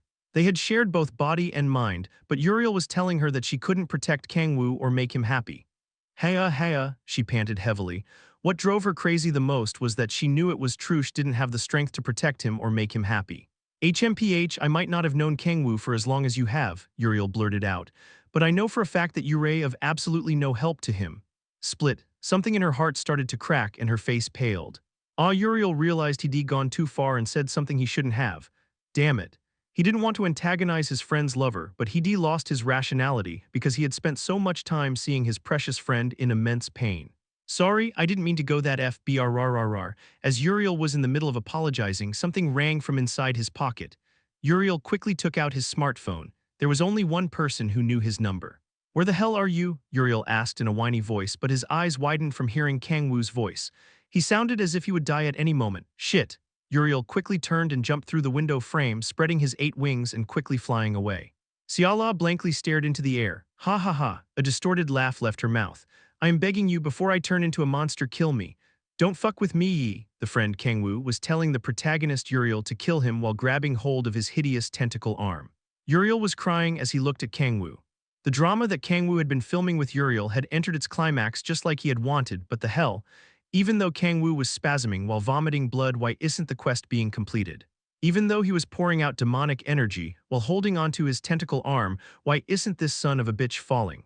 He had even completed the climax scene of his golden energy, powering up and fully chasing out the tentacle arm. Sniff, I am so glad. Even after that, Uriel did not fall from grace. He was bawling his eyes out while hugging Kang-woo, his 8 wings as pure white as ever. Kang-woo looked down at Uriel with a hardened expression. My plan failed. He wasn't entirely unfamiliar with failure. He wasn't some sort of omnipotent god, so he couldn't succeed in everything. He knew. He understood it, but still I never thought that this one would fail. To be honest, he was a bit bewildered. Ever since he had come to Earth, this was the first time that a plan he had prepared so thoroughly had failed so miserably. What happened? He couldn't understand it. Where did it go wrong? He was sure Uriel's target of obsession was him. As evidence of that, Uriel was crying as he was hugging him right now. It wasn't like the seed of corruption had stopped growing either. The message window had clearly said that the quest was close to completion. Then what the hell did I miss? He couldn't help but feel irritated that the last 2 weeks had gone to waste. What's wrong? Is the demonic energy still? Uriel said while looking up at him with worry. Kang-woo shook his head. No, I don't feel any more demonic energy within my body for the time being. He put his plan on hold for now. If he couldn't make Uriel fall from grace despite pushing him this far, it simply meant that he had gone about it the wrong way from the start. There was no reason for him to fake the demonic energy encroachment anymore. Really? Yes, as proof, Kang-woo took out a cookie from his pocket and ate it. He smiled brightly. My sense of taste is back to normal. Ah, Uriel smiled brightly. Kang-woo narrowed his eyes as he looked down at Uriel. I haven't completely failed yet. There was nothing more horrible than being dragged down into the pits of despair after tasting hope. Since the seed of corruption hadn't completely disappeared, he would be able to try it as many times as he liked. But my pride is a bit hurt.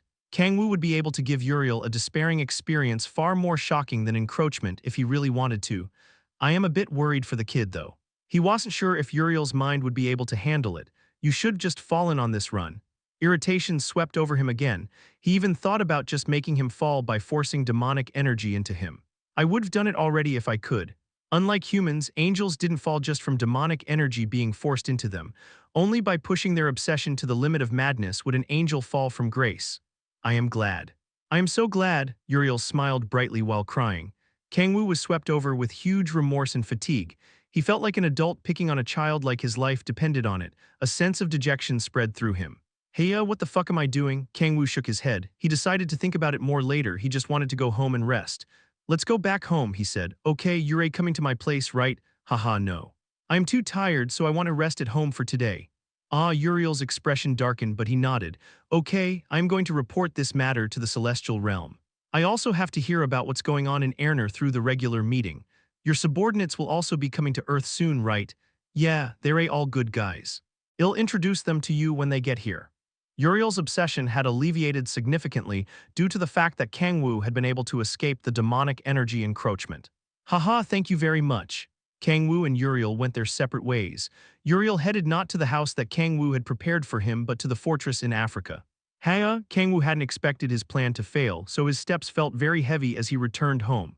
But since there was no message saying that the growth was halted, I still have a chance. He opened the front door, thinking that he should take a long break before preparing for his next plan. It's been a while, so I'll sleep with my darling tonight. Just the thought was enough to make him smile and put him in a good mood. He had been waiting so long for this very moment. The house was dark. Echidna and Halcyon would usually come running at this time, but they were nowhere to be seen. Kang-woo racked his brain and nodded after figuring out why. Halcyon and Echidna went to the Grand Canyon with Balrog for special training. That meant Ciala was all by herself. Darling, he carefully called out to her, but there was no answer. Is she asleep? Kang-woo looked at her closed bedroom door and tilted his head. I shouldn't wake her up. It was too bad, but it seemed like he'd have to sleep alone for tonight. Well, I am gonna be taking a long break anyway. He wanted to go on dates with Ciala and relax as much as he could, just the two of them. Traveling was also a nice option. I'll just go to sleep tonight. Leaving his disappointment behind, Kang-woo went into his room. He hadn't been able to sleep for the past 2 weeks because of Uriel, so his eyelids felt heavy. Tomorrow, with Ciala, Kang-woo fell asleep as all sorts of thoughts went through his head. At dawn the next day, Kang-woo opened his eyes as he felt a ray of sunlight shine through his window. Although he'd been able to sleep only for 4 hours, that much was enough to wipe away his fatigue. I wonder if darling is still sleepy, clank. He couldn't move. He turned his head to see white chains wrapped around him. What the fuck are these? Chapter 307, let's go. What the hell is this? Oh, Kang-woo looked around in confusion. He put more strength into his limbs to move. Clank, clank, all he heard were the sounds of chains hitting each other. I can't muster up any strength. Kang-woo's expression hardened. He couldn't circulate his demonic energy as he wanted. It was as if he were under the effects of his authority of sealing. Shit, what the hell is happening? Kang-woo frowned. He couldn't even cut his arm off to free himself like he had done back when he had been restrained by the authority of sealing, since the unknown white chains had bound his entire body. Kang-woo narrowed his eyes. It wasn't like he had absolutely no way to break out. If I open a door, if he forcibly made the demonic energy of the 10,000 demon core run wild by opening a door, he'd be able to break the chains in an instant. Calm down, Kang-woo took a deep breath. Opening a door was not some technique he could use willy-nilly. He at least needed to figure out what was going on before he used it. Clank, clank, ka. Shit, why the hell are they so thick? He used the authority of blades, using the very small amount of demonic energy that he could still move. The black blade made contact with the chains. This is demon binding light made with the divinity of the celestial goddess. It cannot be destroyed physically. What? Kang-woo's eyes widened from seeing the message window pop up in front of him. He wasn't surprised by the fact that it couldn't be destroyed physically. Made with the divinity of the celestial goddess? What nonsense was that? Before he could continue that line of thought, he felt a presence right outside his room. Creak. Oh, Kang-woo, you're up. Ciala's eyes were blurry as if out of focus. She staggered toward Kang-woo and sat on the bed. She gently caressed his cheeks lovingly. What's G? Kang-woo was about to say something when she pulled on his neck and kissed him. Her tongue explored his mouth as if she were a starved beast devouring its food. Hallelujah. What the hell was happening? Was this a dream? Was he having that thing called a wet dream or whatever it was called? He couldn't believe he was having a wet dream despite having lived for 10 millennia. Kang-woo had kissed Ciala many times, but his kisses had never been this intense. Not even his kisses with Lilith had been this intense. Ciala exhaled in a stupor. She smiled and slowly tilted her head. Moi. From the neck to the ear, Ciala kissed him all over as if she were a bird pecking at him. Kang-woo's eyes widened as his mouth fell open. What the fuck is going on? This was fucking amazing. No, it's not fucking amazing. He forcibly severed his train of thought. He was certainly loving what was going on, but not the situation as a whole.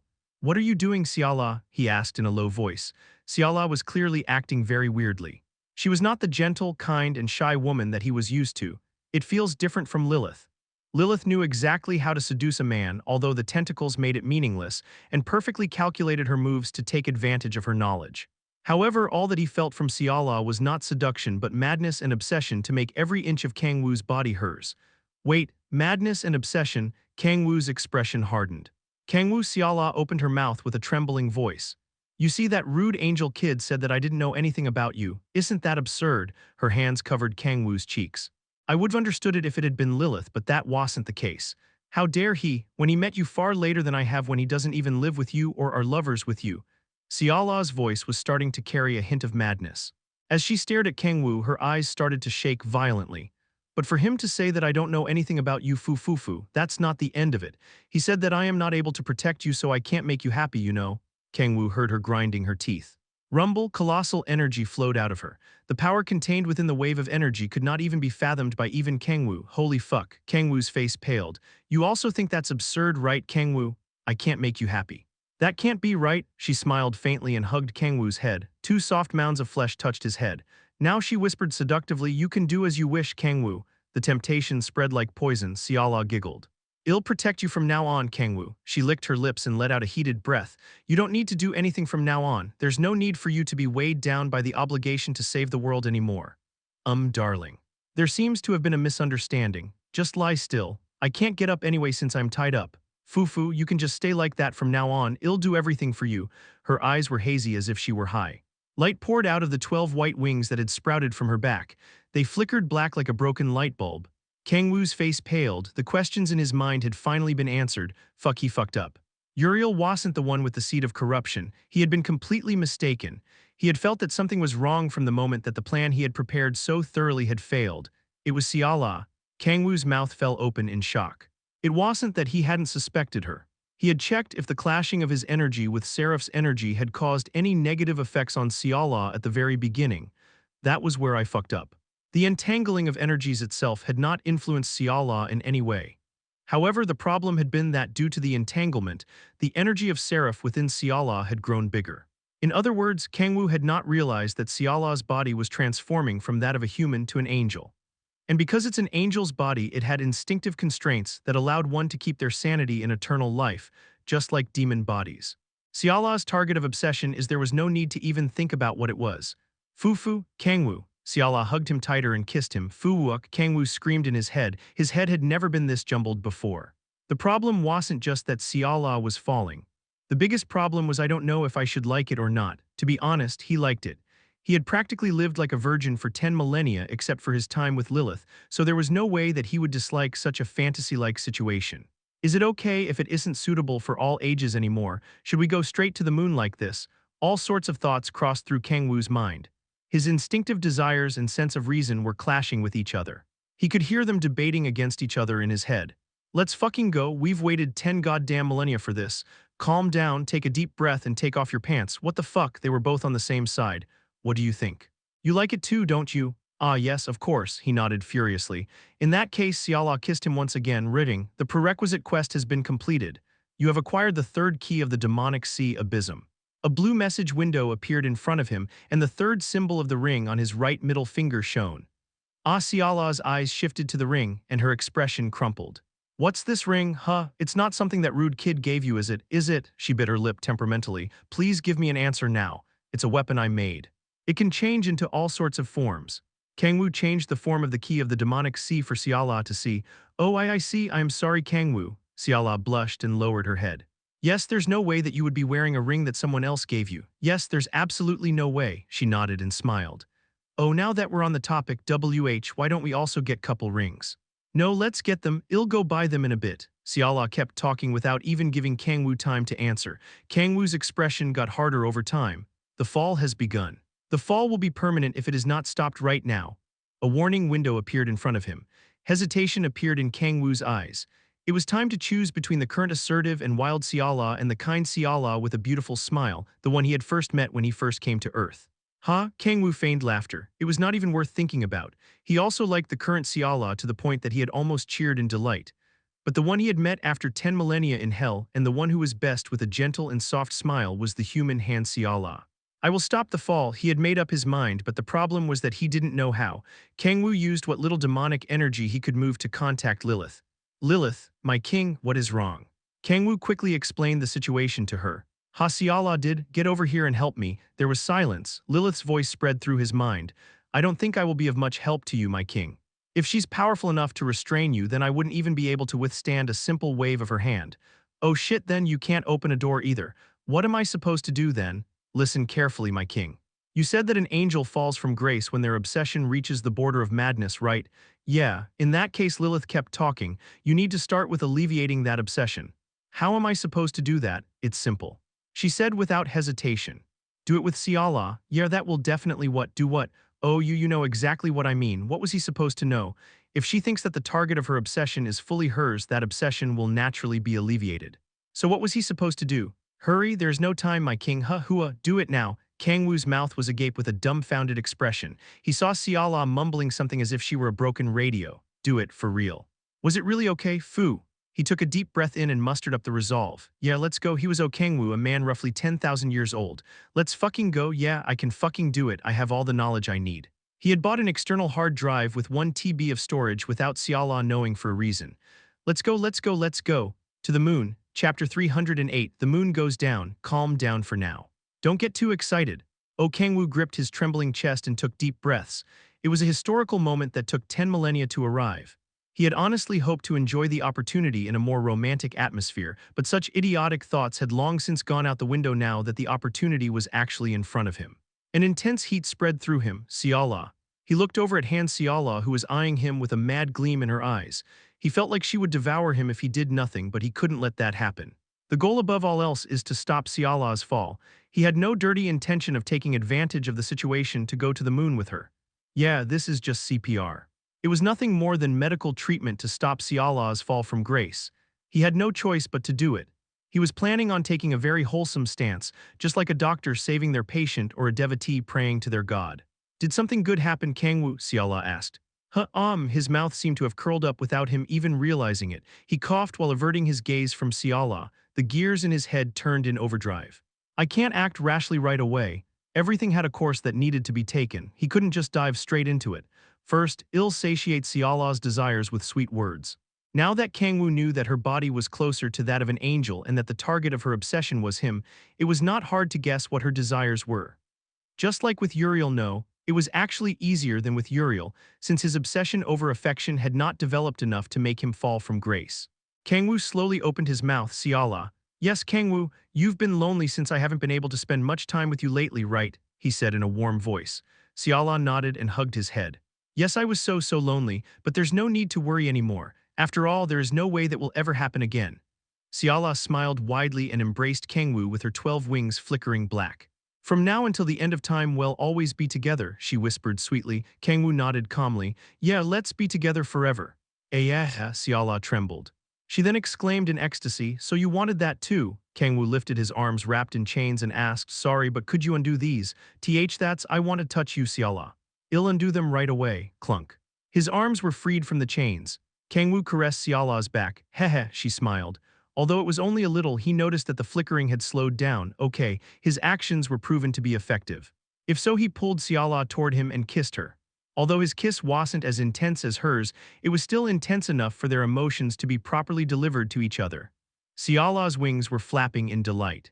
Siala, why yes, Kang-woo, what did you hear from Uriel? Siala's expression crumpled when she heard the name. She said in a voice filled with bloodlust, he said that I can't make you happy because I can't protect you. She bit her lip.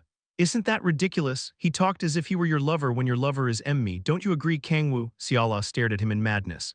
Yeah, that brat was out of line. He knows nothing about our relationship, Kang-woo said without hesitation. He understood what Uriel had meant, but he couldn't defend Uriel at the moment, had to take Siala's side no matter what. That's right. A kid who doesn't know anything about our relationship said that. Siala's expression brightened and she nodded furiously. Good, things were off to a good start. Now it was time to smooth things over. I don't really understand why you being unable to protect me leads to me being unhappy though. Because that's how much danger you're in. No, Kang-woo firmly shook his head. His saying that he actually wasn't in any danger and that Uriel was wrong would be completely pointless, since that was not the answer she truly wanted. Me being in danger and you being unable to make me happy are completely unrelated, Kang-woo stated. He dealt with all sorts of crazy beings while ruling over the 9 hells as the Demon King. It's true that I am in danger and so is the fact that I might die at any second. Then, but no matter how much danger I'm in, I've never once thought that I was unhappy. Dealing with such crazy beings was simply you just had to give them what they wanted to see and hear. Siala, he touched her cheeks and did his best to avoid cringing. Just being with you makes me happy. There's no need for you to protect me, you just have to stay by my side. Liar. You've wanted to be with that kid Angel more than with me this whole time. Siala exclaimed temperamentally. I've waited for you every single day until late at night, even until past midnight, but you never came back. I had waited for you without missing a single day, but not even once. You must be lying when you say that you're happy just from being with me. Rumble, an explosive noise akin to thunder sounded. The apartment shook as if it were about to collapse.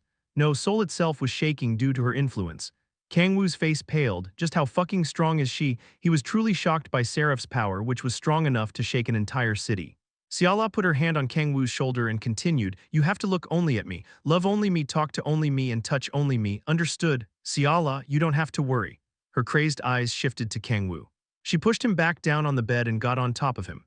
I'll do anything you want, Kang-woo. You can just stay right here without doing a thing. If you do, Siala slowly caressed Kang-woo's cheek. I'll make the kimchi stew you love every single day and feed it to you right here. I'll change your clothes for you. You don't even have to go to the bathroom. Oh, I'll move the TV to your room so that you don't get bored. I'll buy you a bed table so you can use the computer here as well. And Siala leaned down and whispered in his ear, I'll even let you do the thing that lovers do anytime as much as you like. Fufu. I may not look like it, but I practiced it a bunch without you knowing. I can show you an amazing time even while you're lying still. Kang-woo remained silent, and all sorts of thoughts crossed his mind. It'd be fine if I just let her fall, wouldn't it? A demon god and a fallen celestial goddess sounds like one hell of a couple, doesn't it? Whether her wings were black or white, wasn't it fine as long as she was fundamentally Siala? Kang-woo frantically kept his rampaging urges in check and looked at her back with deep, sunken eyes. Her wings were flickering just as fast as before. Calm down, calm down. He realized that Siala was in a far worse state than he had thought. In that case, he just had to use something better. I am sorry, Siala, I didn't know you were having such a hard time. Sniff, sniff, ill admitted. It's true that I've been giving more attention to Uriel than you. Siala frowned aggressively. Kang-woo forced himself back up and embraced her. But you know why I had to do that, Siala? Because you prefer being with that brat over me, do you really think so? He asked in a deep voice. He was sure that she knew that wasn't the case, she'd just been ignoring it due to her obsession with keeping him tied up to monopolize him. Do you really think I left you alone because I prefer to be with Uriel? If that's not the case, if you really think so, Kang-woo slurred. He needed to take a strong and firm stance. I think I would be very disappointed. And no, I didn't think so at all. Siala shook her head, her face pale. She had made a complete 180 in an instant, but it didn't matter. Kang-woo smiled and continued. But I do feel it's my responsibility that I drove you to the point that you had thought that way. I think I'll have to show you trust. No, this is all that B-Brat's fault. You haven't done anything WR. No, it's my mistake. I should have told you this earlier to make sure you can trust me fully. Pardon, what do you mean? Siala asked. Kang-woo put his hand into his pocket. A tiny bit of darkness separated from the key of the demonic C on his right middle finger. A white ring was made in the blink of an eye, with the name Han Siala engraved in black writing on it. I've actually prepared this a month ago, but I haven't been able to find the right time to hand it to you. What? He took out the white ring and extended it towards Siala. Siala, he unveiled the trump card that would allow him to fully reverse the situation.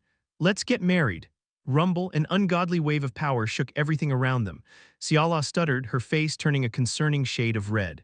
Am married, Kang-woo smiled, thinking that it had worked, but that's not enough. Just words alone would not be able to stop her fall from grace. Now, rather than talking with words, it was time to talk with their bodies. He had to melt away the distrust and madness dirtying her heart with his body heat. Let's go, let's go, let's go. I am so ready to go this time. He had waited far too long and had desired this moment far too much.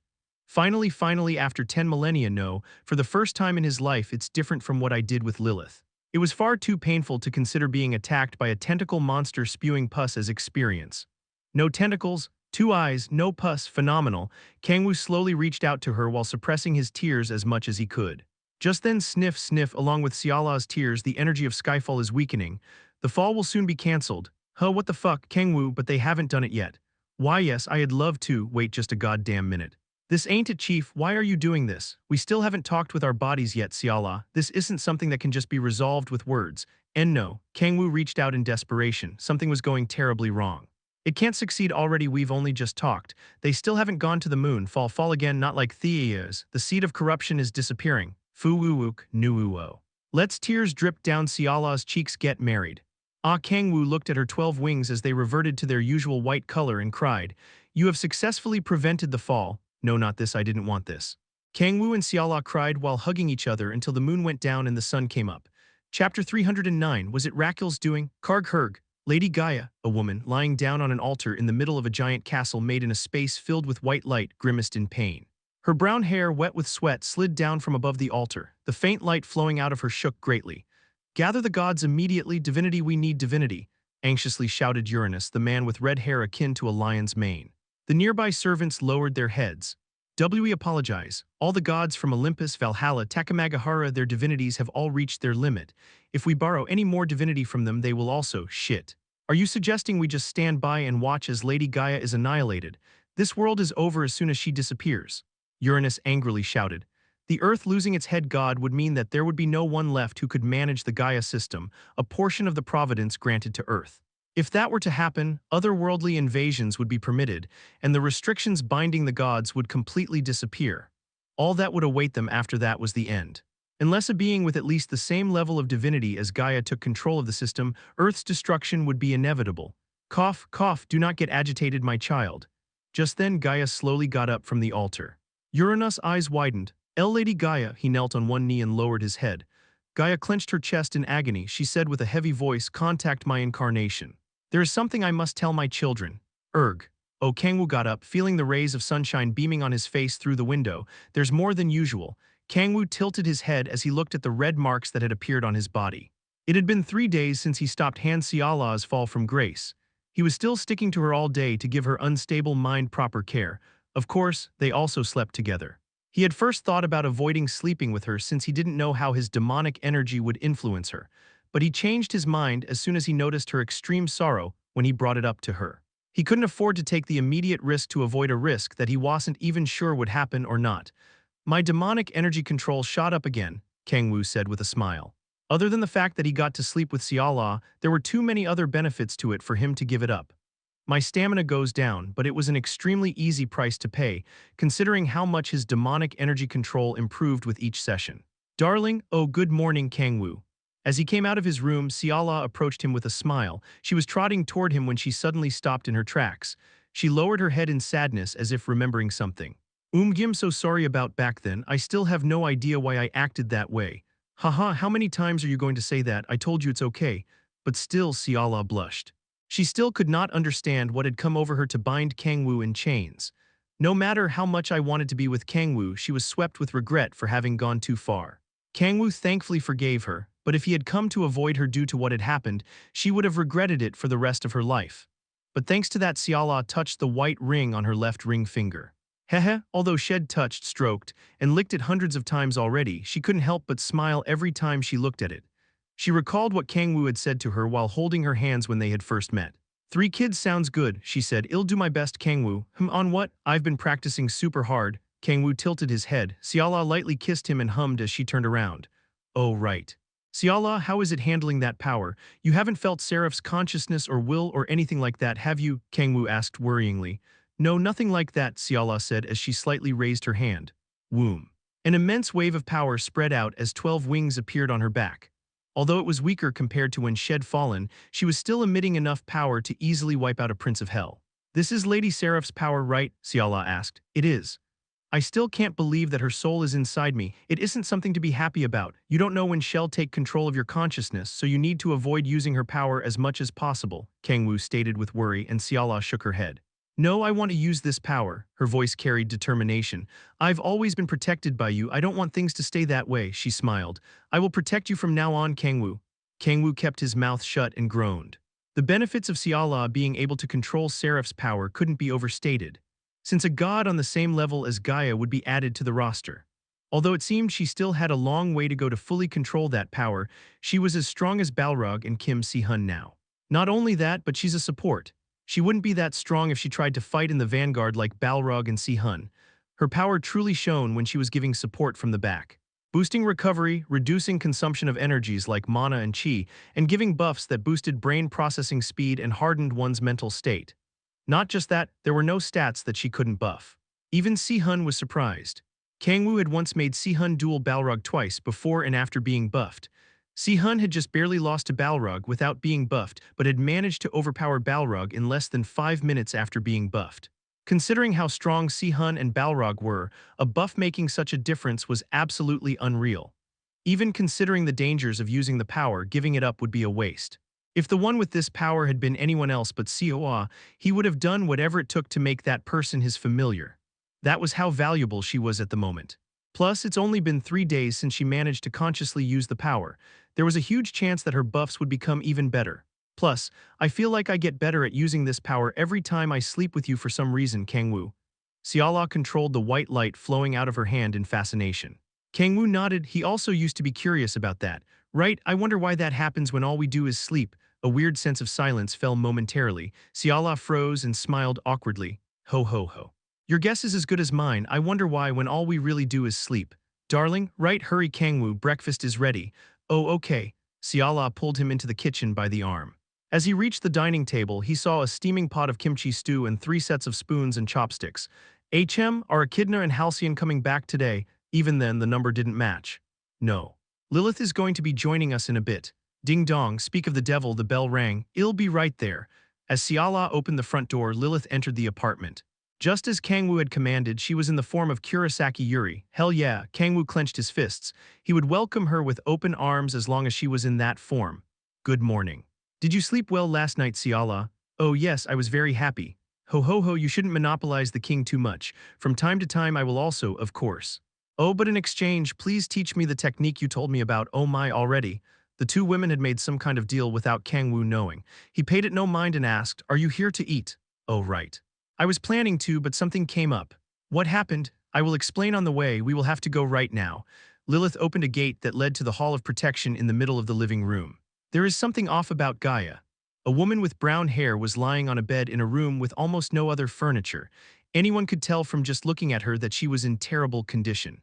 Her cheeks were hollow, her forehead was covered in cold sweat, and she was panting heavily. Heya, heya, heya.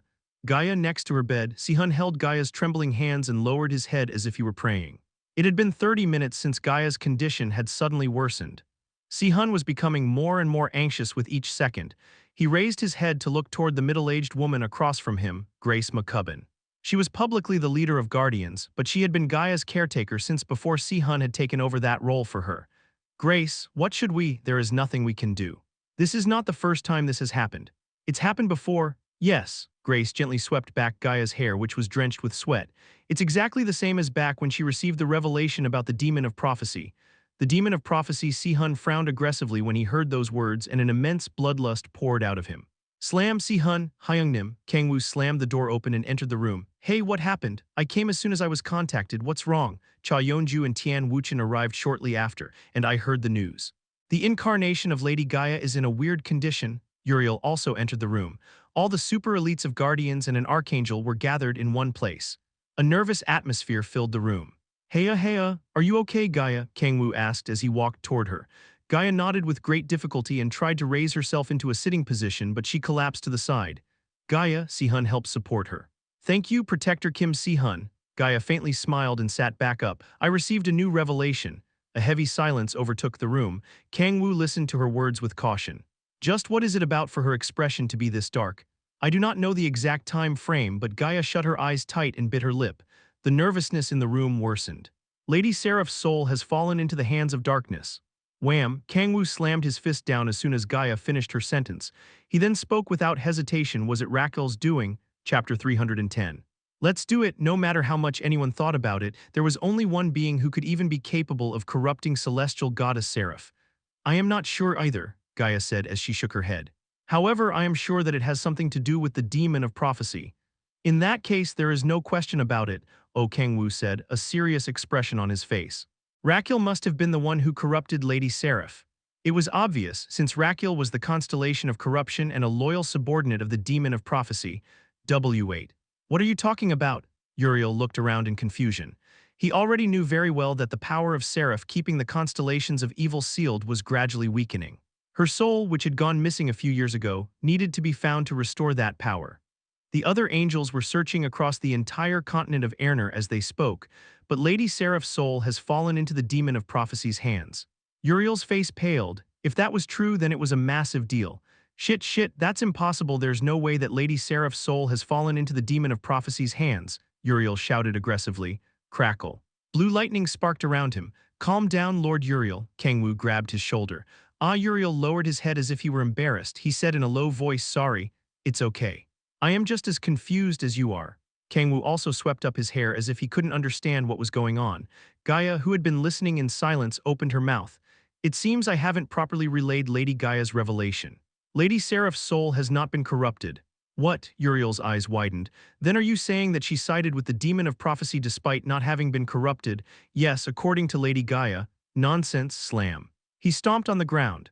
Lady Seraph had been willing to be annihilated in exchange for sealing the constellations of evil, and you're saying that, of her own free will, she sided with a demon out to destroy the world. How does that make any sense? He glared at Gaia. Kim Si-hun stood between them. Please calm down, Lord Uriel. Gaia has only relayed the revelation that she received. Do you think arguing with her would change anything? It's okay, Si-hun, Gaia sighed. I didn't hear the details either. There is a high chance that Lady Gaia does not know either. The important thing is that Lady Gaia has come to a decision due to this. A decision? Kang-woo asked while frowning. What decision could that useless god possibly make? He couldn't help but feel uneasy. Just please stay useless. His head was already hurting because of Rakul, so what was she trying to do now? Yes, Lady Gaia has said that we need to restore the impaired Gaia system. What? W8, Kang-woo raised his hand. There was a way to restore it. His mind was set ablaze with fury. What the actual fuck? If there had always been a way to restore the Gaia system, then there had been absolutely no point in Kang-woo going through all that shitshow. You fucking bitch. The rising of the demon cult, the trespassing of the 9 hells, the connection with Erner, and even the interference from several other worlds all had happened because there had been no way to restore the Gaia system, which had been broken by the demon of prophecy. But now she decides to mention that there's a way to restore it. Fucking hell, that's the first fucking thing you should have told us. Kang-woo was so angry that it felt like his head was about to explode. He of course wasn't the demon of prophecy, but if he were, the thought of wanting to destroy the world would cross his mind. Yes, but it is not a permanent solution. A short exclamation left Kang-woo's mouth. She still should have told us. They were in no situation to discuss whether it was a permanent fix or not, but if one's house was burning, they should at least try to piss on it to put it out. Why did she never tell us about it if she knew how to fix the Gaia system all this time? Yeah, Yeonju, well said. Cha Yeonju also frowned in disbelief, and so did Si-hun, Tian Wuchen, and Grace McCubbin. They didn't say it outright, but they were just as flabbergasted. Gaia sighed deeply. I also asked Lady Gaia regarding that matter. After all, she had said that there was no way to restore the protection until now. What did she say? Gaia remained silent for a moment, clenching her fists before slowly opening her mouth. After hearing her explanation, I understood why she had kept quiet about it all this time. So how do we do it? Gaia explained. When the demon of prophecy went through the Earth's protection and came here, Lady Gaia said that a huge rift appeared in the barrier. It's a wound of sorts. If we enter the rift and destroy its core, we will apparently be able to close it, albeit temporarily. That still doesn't explain why she had kept quiet about it all this time, Yeonju stated while narrowing her eyes. Entering a rift and destroying its core certainly sounded dangerous, but it still didn't make sense why she would keep quiet about the rift despite it having caused Earth's protection to fall apart. Is it because the one who destroys this rift core can never come back or something? Kang-woo asked while narrowing his eyes. If that was why I'll have to split that bitch Gaia's head open, the true threats always lay within rather than outside. If she really had been hiding the truth because she did not want to force someone to be a sacrifice, he would actually need to consider getting rid of Gaia. Surely she can't be that useless. At that point, it was no longer a matter of her being useless or not, she would just be a straight-up nuisance. No, nothing like that. We would apparently have more than enough time to escape before the rift closes after we destroy its core. However, we would be stuck in the dimensional crack for all eternity if we don't manage to escape. Kang-woo sighed in relief. Thank God she's not that dumb. In that case, why didn't she tell us? He gave Gaia a questioning look. Gaia opened her mouth, a heavy expression on her face. This rift does not appear under normal circumstances. Earth's protection is frantically sealing the rifts, so it's impossible to enter rifts like we do gates. Then, yes, to enter this rift, Gaia said with a trembling voice, Earth's protection must be temporarily lowered. There was a heavy silence. Kang-woo put his hand on his forehead. Fuck, the only good thing about this was that Gaia had not been as useless as he had expected. This could seriously fuck us over. To put it simply, they had to go to surgery to save a patient, but they could proceed with the surgery only if they stopped the patient's heart beforehand. Shit, if they failed, it was the end. Even if they succeeded, if they didn't manage to do it in time, all sorts of otherworldly beings would invade Earth. As soon as the Gaia system was suspended, they had to enter the rift, destroy the core, and come back out as soon as possible to reactivate the Gaia system. And despite the massive risk they would have to shoulder, it would only be a temporary fix. I can understand why she kept quiet about it. It wasn't something a sane person would consider. Leaving the danger aside, the risk was unfathomable. Yes, but with Lady Seraph having fallen into the hands of the demon of prophecy, Lady Gaia has said that this is the only way to restore the Gaia system. Kang-woo narrowed his eyes. The choice was up to him. The situation's actually nowhere near as perilous as Gaia thinks. He was the only one who knew why Seraph was siding with darkness despite not having been corrupted. There was nothing Gaia needed to be worried about. But it was ultimately a matter of time. As long as the Gaia system continued to weaken, the end was inevitable. Kang-woo's original plan had been to get stronger and raise guardians to the point that they would be able to protect Earth from otherworldly interference. But if this plan works, he would be able to delay that end. Kang-woo closed his eyes and wondered what he should do. The scale in his head was not tilting in favor of either side. Is halting Earth's protection really that big of a deal? What's so bad about turning it off for just a bit and then back on? Yeonju asked while tilting her head. She didn't exactly know Earth's circumstances and what the Gaia system was. Si-hun said the Earth's protection is, let me explain, Gaia cut him off. She then explained to Yeonju the Earth's current situation and the otherworldly beings that would invade as soon as its protection disappeared. What? The longer the explanation went on, the paler Yeonju's face became. Wait, if that's the case, then isn't this plan absolutely insane? If we're not able to close the rift quickly enough after we deactivate the protection, in the worst-case scenario, Earth could be invaded by an otherworldly army. Yeonju remained silent. She had already experienced the hell of the entire Earth being invaded by an otherworldly army. You're saying that something similar to what happened on the Day of Calamity might happen again, right? Yes, Gaia nodded. Once again, there was a heavy silence. But that actually isn't the biggest problem, Gaia said. Then what is? Not even Lady Gaia knows where the rift is. What? Then what the hell are we supposed to do?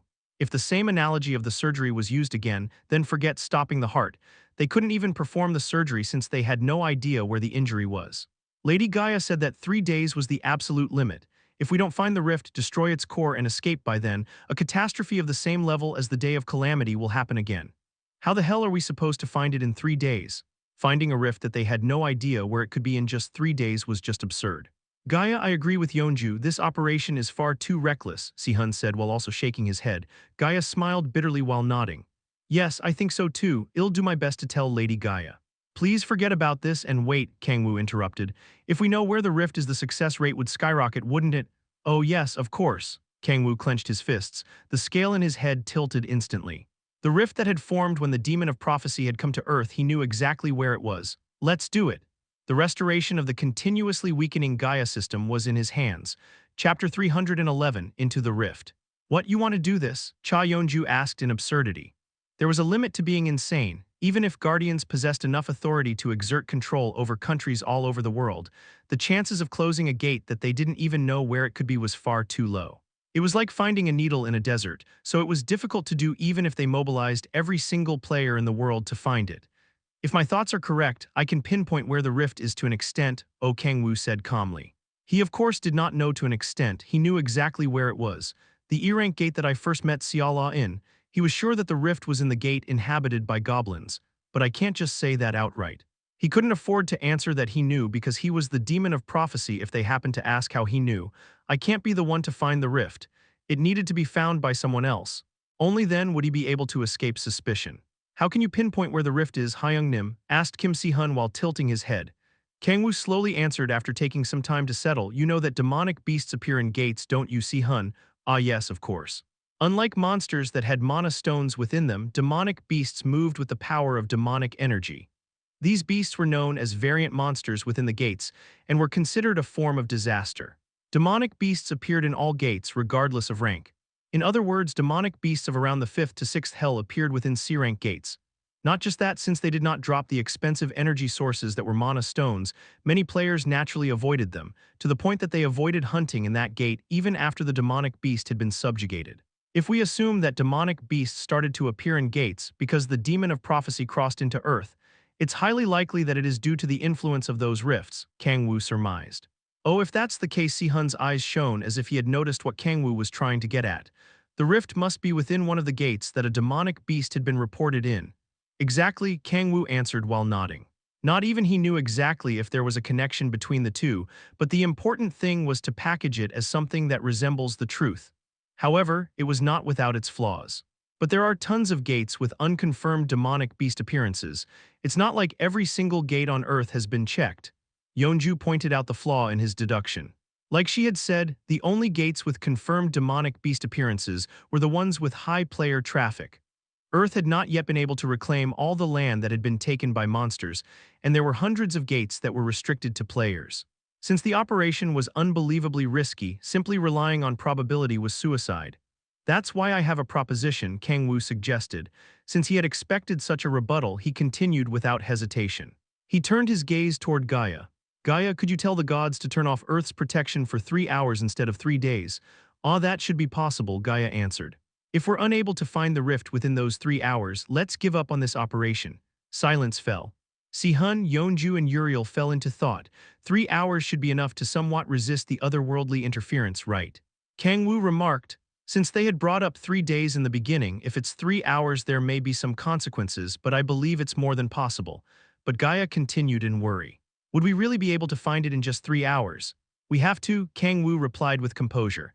We can't just stand around while the demon of prophecy and his subordinates slowly grow stronger. That's I also agree with Kang-woo, the blue-haired boy interjected while raising his hand.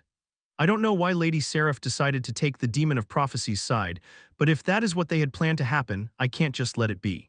Uriel still couldn't believe that Seraph had taken the side of demons, but he did not doubt the revelation of a goddess that possessed top-grade divinity.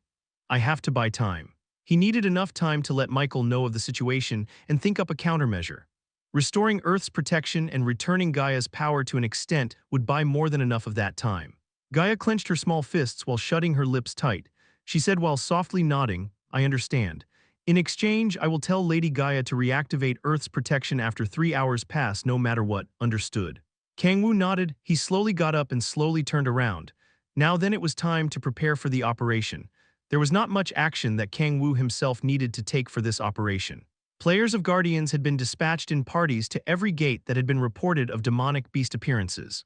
Of course, a party had also been dispatched to the E-rank gate through which Kang-woo had first arrived on Earth.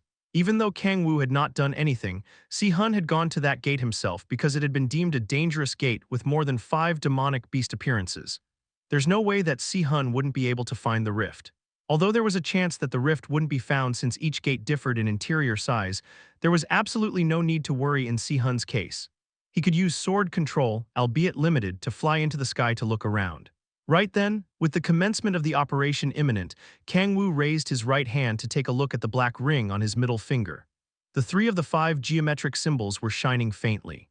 To acquire the 4th key, Kang-woo recalled the message windows that had popped up back when Han Xiala had fallen from grace. He had not been able to check them at the time, but message windows were able to be checked later. You must complete a prerequisite quest to acquire the 4th key of the demonic sea, Greed. Prerequisite quest, Light Craving Demon. Create 1 or more techniques that combine sacred power and demonic energy. Holy fuck, what a fucking name for a quest. Kang-woo couldn't help but cringe no matter how many times he looked at it. He sighed as he read the quest description.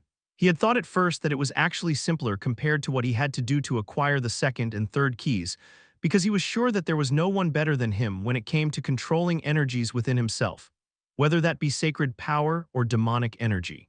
It was not wrong. His control over demonic energy was so impressive that he had even forced the demon god back into the abyss of the demonic sea, and that control was improving even more through sleeping with Xiala. But that had not been the case after actually trying it out. Combining sacred power and demonic energy was impossible. It was like being told to make a cold fire. I didn't think it'd be this difficult. It was possible to maneuver them so that they did not clash with each other and to use each of them separately. However, creating a technique that combined them was impossible. The power aside, it was not feasible since they violently rejected one another as soon as they came into contact. What an annoyance. Kang-woo wondered if it was possible to clear the quest in the first place. There is one way. There was a way to combine the 2 energies. If he just made them clash by force instead of trying to mix them together, the power generated from such an attack would be unreal. But the problem is whether or not that would count as a technique. Kang-woo was just adding 2 chemicals that reacted aggressively with one another and throwing it, and like he had expected, the system did not acknowledge such a thing to be a technique. He'll have to leave it aside for now. He honestly did not know how. There could be a way if he raised his demonic energy control some more, but if it could be raised so easily, he would never have had to go through that shitshow known as molting. And come to think of it, the symptoms are kind of similar to molting. When he had tried to mix demonic energy and sacred power by force, pain akin to his skin being ripped off radiated through his entire body like what had happened with molting. It had been so bad to the point that he was worried that Siala would fall again if she ever saw him like that. The effects of mixing demonic energy and sacred power is similar to molting. Kang-woo fell into thought with his arms crossed. It was very stifling to feel like something was about to come to mind but wasn't. Tusk, Kang-woo clicked his tongue and stood up. This was not the time to be thinking about this. He looked over the details of the operation one last time and waited for Gaia's call. Creak, Kang-woo Siala called. Yeah, darling, they're all gathered in the living room. Okay, Kang-woo stood up and went out his room door. He was supposed to investigate whether a rift had appeared in an SS-rank gate in the Middle East, but he obviously did not go there. Since the rift will be found in the E-rank gate that Si-hun is in, my king. I Balrog have come in accordance to your summons to act as your swear Kang-woo. Master Kang-woo, a little girl and a woman, ran toward Kang-woo while cutting off Balrog, who had been speaking in seriousness while kneeling. It's been a while, guys. How did your training go? Kang-woo, I trained super hard, Echidna said while looking up at him with sparkling eyes. Kang-woo smirked and patted her head. Wayara, I've missed you, Master Kang-woo, why yeah. Kang-woo lightly pushed back Halcyon, who had run at him with terrifying speed. He gave it no concern and wrapped his arms around Kang-woo's neck. Kang-woo quickly turned his head. Fuck. He could see the light disappearing from Siala's eyes. Ergen did you miss me too, Master K. Kang-woo? No, W, would you like to sleep with me since it's been a while? Y'all die if you do. Not by Kang-woo but by his darling, currently holding a kitchen knife. Kang-woo coughed while pushing off the clinging Halcyon. The light in Siala's eyes gradually returned. She put down the kitchen knife. Now the operation is about to begin. Gather around. I have something to explain to all of you. Kang-woo sat on the couch and across him stood Siala, Balrog, Echidna, and Halcyon. They were the ones who more or less knew about Kang-woo's true self, unlike Si-hun and the other Guardians members. They were the ones that would join him in closing the rift. Where's Lilith and Val Zahak? He asked.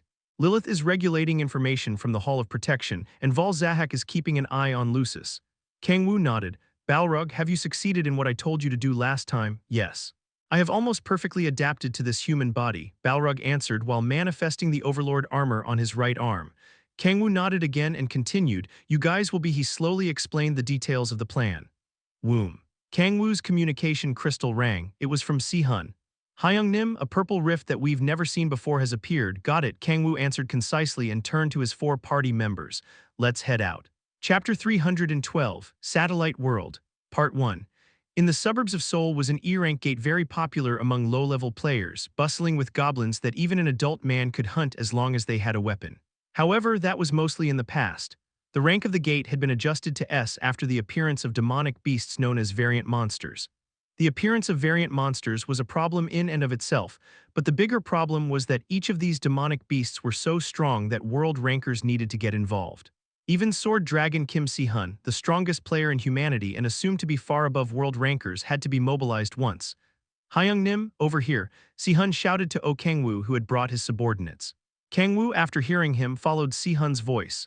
No, he did not even have to follow his voice to know where to go. It's been 3 years. Faint nostalgia hit him. The memories of feeling despair when he saw the message windows and goblins in front of him. Frantically running toward where he had heard Han Siala's scream. And shedding tears from the beauty of a woman he had met after 10 millennia, and asking her to marry him, all sorts of memories flashed through his mind. Kang-woo, this place is Siala whispered, having remembered where this place was. Kang-woo softly nodded. Yeah, this is where we first met. Siala's face reddened and she smiled, hee. Back then, I'd never thought we would end up together like this. Really? He smirked. Come to think of it, what did you think of me on our first meeting? You know, your first impression of me. Siala fell into thought while lightly placing her right index finger on her lips. She was looking back on her first meeting with Kang-woo. At first, I thought you were a weirdo. But back then you tore off your clothes and treated my wound, didn't you? Oh yeah, I did. Kang-woo recalled doing that when he had seen that Siala's leg was injured. It was from that moment Siala remarked. What? A smile bloomed on Siala. From that moment I fell in love with you, darling. Kang-woo's cheekbones ascended. His face burned hot from thinking of himself back then. Screw 3 kids, they needed at least 5. After all, both Siala and I'll be living far too long. He couldn't stop smiling while thinking of his rosy future ahead. Cha Yeonju, who had joined them after meeting at the gate entrance, stared daggers at them. She frowned and spat on the ground. Fuck. All couples should die by being skewered with bamboo spears and burned alive. Crackle, spark. It's certainly a color we've never seen before, Kang-woo stated. Yes. I've never seen a purple rift before, Si-hun replied. A purple rift was in the air where Kang-woo had first come to Earth and met goblins. He carefully approached the rift, picked up a rock near it and threw it in. The rock disappeared into the rift as if it had been sucked inside. Nothing happened, Si-hun mumbled while staring at the purple rift. He then said while looking down at his watch, "We don't have much time left, Hyung-nim." They had found the rift right away, but they only had 3 hours for this operation. They had to close the rift as soon as possible to minimize otherworldly influence on Earth. "Let's go inside right and wait." Kang-woo grabbed Si-hun's shoulder as he was approaching the rift impatiently. He turned his head to say, "All of you, stay back." After getting everyone to step away from the purple rift, he carefully approached it. It's no different from regular rifts just from its outer appearance. He needed to confirm whether it was just the color that was different or if there was some other fundamental difference. What energy has it been made with? For instance, black rifts were made with demonic energy. Kang-woo slowly extended his hand and touched the purple rift. Whoom! Just then the purple rift fluctuated, a powerful force pulled him in. Ka. Kang-woo tried to pull out his arm while biting his lip, but it wouldn't budge. He created a black blade with the authority of blades and swung down on his arm without hesitation. Slash. He cut off his arm, black blood spewing everywhere. He turned to look behind him. Thankfully, Uriel had not arrived yet. He slightly grimaced from the pain shooting up from his arm. Hyung-nim, Si-hun shouted, "Oh, I am F-woom." Just as Kang-woo was about to say that he was fine, the purple rift expanded explosively and engulfed him. "Shit, Kang-woo, Hyung." Si-hun jumped into the rift after Kang-woo. "My king, Kang-woo." Balrog and Seala quickly approached the rift. "What the hell?" Yeonju mumbled. Before they even had time to be shocked, the purple rift expanding at tremendous speed swallowed everything around it whole. The E-rank gate that had once been like a sanctuary for low-level players was swallowed by the purple rift. Kang-woo slowly opened his eyes.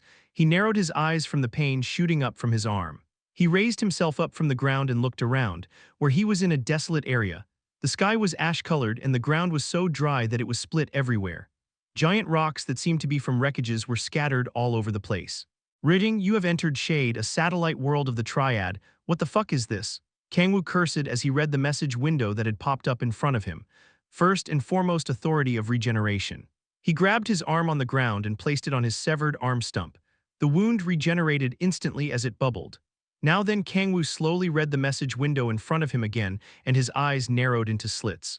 What is this supposed to mean? He had no idea what the Triad or Satellite World was. They were strange names that an author trying to act cool for no reason would have come up with. I seriously have no idea what Triad means. As for the Satellite World, is it like the satellites that orbit planets? He couldn't make anything out of these terms, but he could assume that there was a world known as the Triad, and he had entered one of the worlds that orbited it. Fucking hell, we're really raising the scales. Are we writing some kind of Odyssey or something? Kang-woo chuckled. He recalled the novel that had published over 1,000 chapters over the span of 10 years back when he had still been on Earth. That aside, Kang-woo narrowed his eyes and looked around. He could not see a single one of his comrades that he was sure had been engulfed with him. Authority of the Beholder. He looked for traces of those that had been linked to him by the soul, such as Si-hun, Balrog, Echidna, and Halcyon. Shit, however, as if he was looking at a screen filled with static, he could not pinpoint their locations.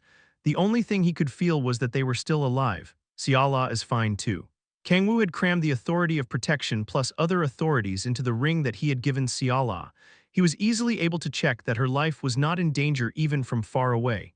I guess I have to find them myself. Aside from that, he needed to destroy the Rift Core, the key objective of this operation.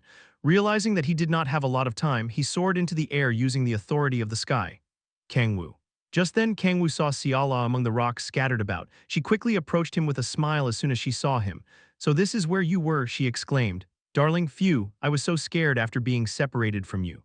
Seala approached Kang-woo and embraced his arm. A soft sensation enveloped his arm. Kang-woo's expression hardened for an instant, but he quickly regained his composure. "Have you found anyone else?" asked Seala. "No, not yet."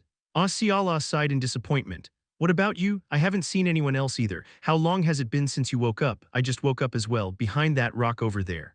I happened to see you as I was looking around in confusion," she remarked as she pointed at a rock behind her. Kang-woo nodded. He raised his head and looked around the area in detail one more time.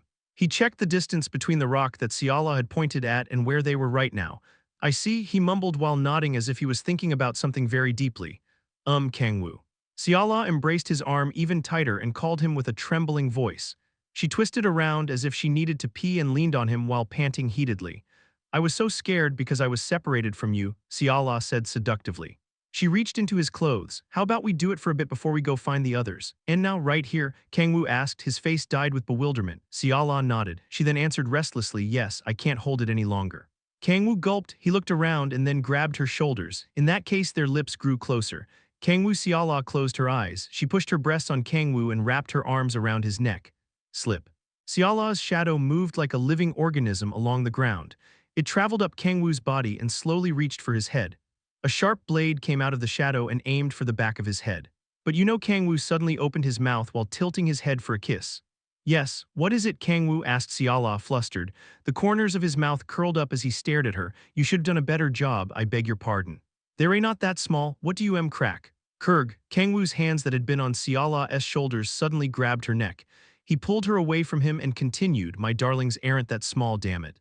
Chapter 313, Satellite World, Part 2.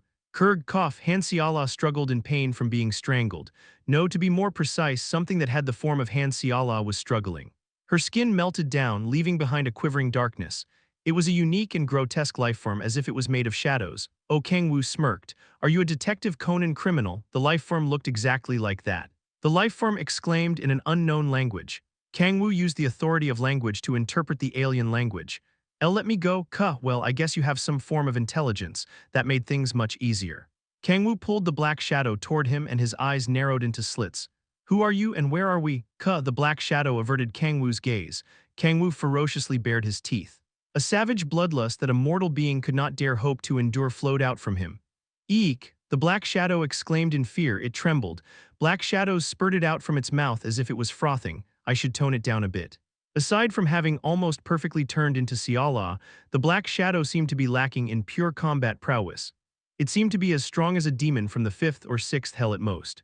There was no way that it would be able to endure the energy exuding from Kang-woo, who had reached a point that those without divinity could not dare face, and even made the princes of hell feel like ants. Kang-woo lowered the energy he was exuding a little. Herg heya, now tell me, who are you? The black shadow quivered. It said in a voice filled with rage, that's what I want to know. Are you the same as them? I don't know what you're referring to, but I believe I am the one asking the questions. Kang-woo added more strength into his hands. The shadow groaned in pain. I don't have time to waste, so tell me now. The black demonic energy flowing from Kang-woo's body wrapped around the shadow. He forcibly made the shadow submit by using the authority of fear. The shadow spoke soon after. We are the residents of this world. Residents. Kang-woo narrowed his eyes. This satellite world was known as Shade and the shadows were its residents. They live here. Kang-woo looked around. The sky was ash and the ground was arid. It was as horrid as the 9 hells. He could not believe that there were beings that actually lived here. You must have quite the vitality if you can live in a world like this, Kang-woo remarked. The black shadow flinched and thick bloodlust rose from it. You bastards were the ones who made our world like this. How dare you say such a thing after trampling on our land? Why, you scumbags, what the hell are you talking about? Kang-woo had not even been aware of a world like this, so he could not understand what the shadow was trying to say. Shit, I will not let you bastards have your way. The black shadow lashed out, death to all outer worlds. The shadow's eyes widened and its body shook madly as if it were having a seizure. What the F? The shadow hung down before Kang-woo could do anything. Kang-woo quickly bit his thumb to make blood and used the authority of regeneration, but the drooping shadow did not regenerate. It committed suicide somehow. It had been his first time meeting such a being, so he had not been able to prepare in any way. Kang-woo grimaced and laid the drooping shadow on the ground. Shit, he lacked information. All he knew was that this world was known as Shade, and these black shadows were its residents. Based on what it said, this world seems to have been attacked by one of the otherworldly beings. However, Kang-woo had no idea who it was nor why. He looked up to look at the ash-colored, desolate world. He did not know what Shade used to look like, but it was highly likely that it had at least been capable of sustaining life. Who was it? Kang-woo had no idea who could have destroyed a world so horribly. Tusk, he clicked his tongue. It would only be a waste of time for him to keep thinking about it. For now, Kang-woo extended his hand toward the shadow on the ground. Authority of Predation. Black smoke came out of his hand and engulfed the shadow. Crunch, crunch, the Authority of Predation devoured the shadow without a trace. Ridding, you have acquired the unique ability of the Shade species mimicry. You are able to change your appearance into that of a different being for a limited time.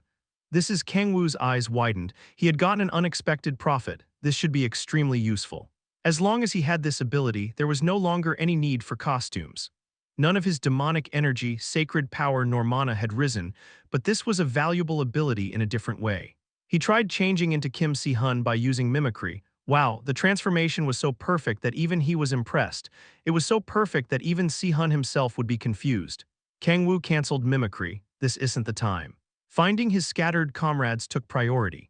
I don't think they'd be in any real danger. The mimicry of the shades, which was what Kang-woo had decided to call the shadows, would likely not be seen through by anyone, but even in the worst-case scenario, the shades' combat prowess was terribly low. It was the same as trying to assassinate someone with a blade made of cotton. Considering the combat prowess of every member currently in the rift, they would have absolutely no trouble against the shades. Even so, I should find them as soon as I can.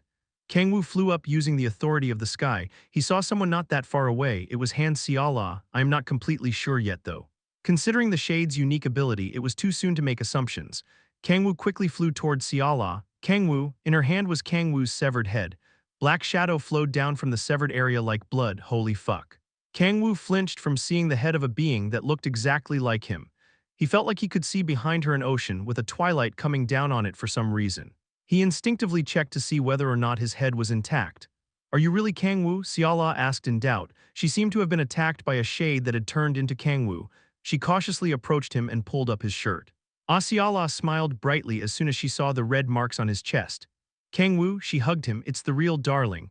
The two of them, who had both affirmed each other's identities in their own way, silently embraced each other for a moment.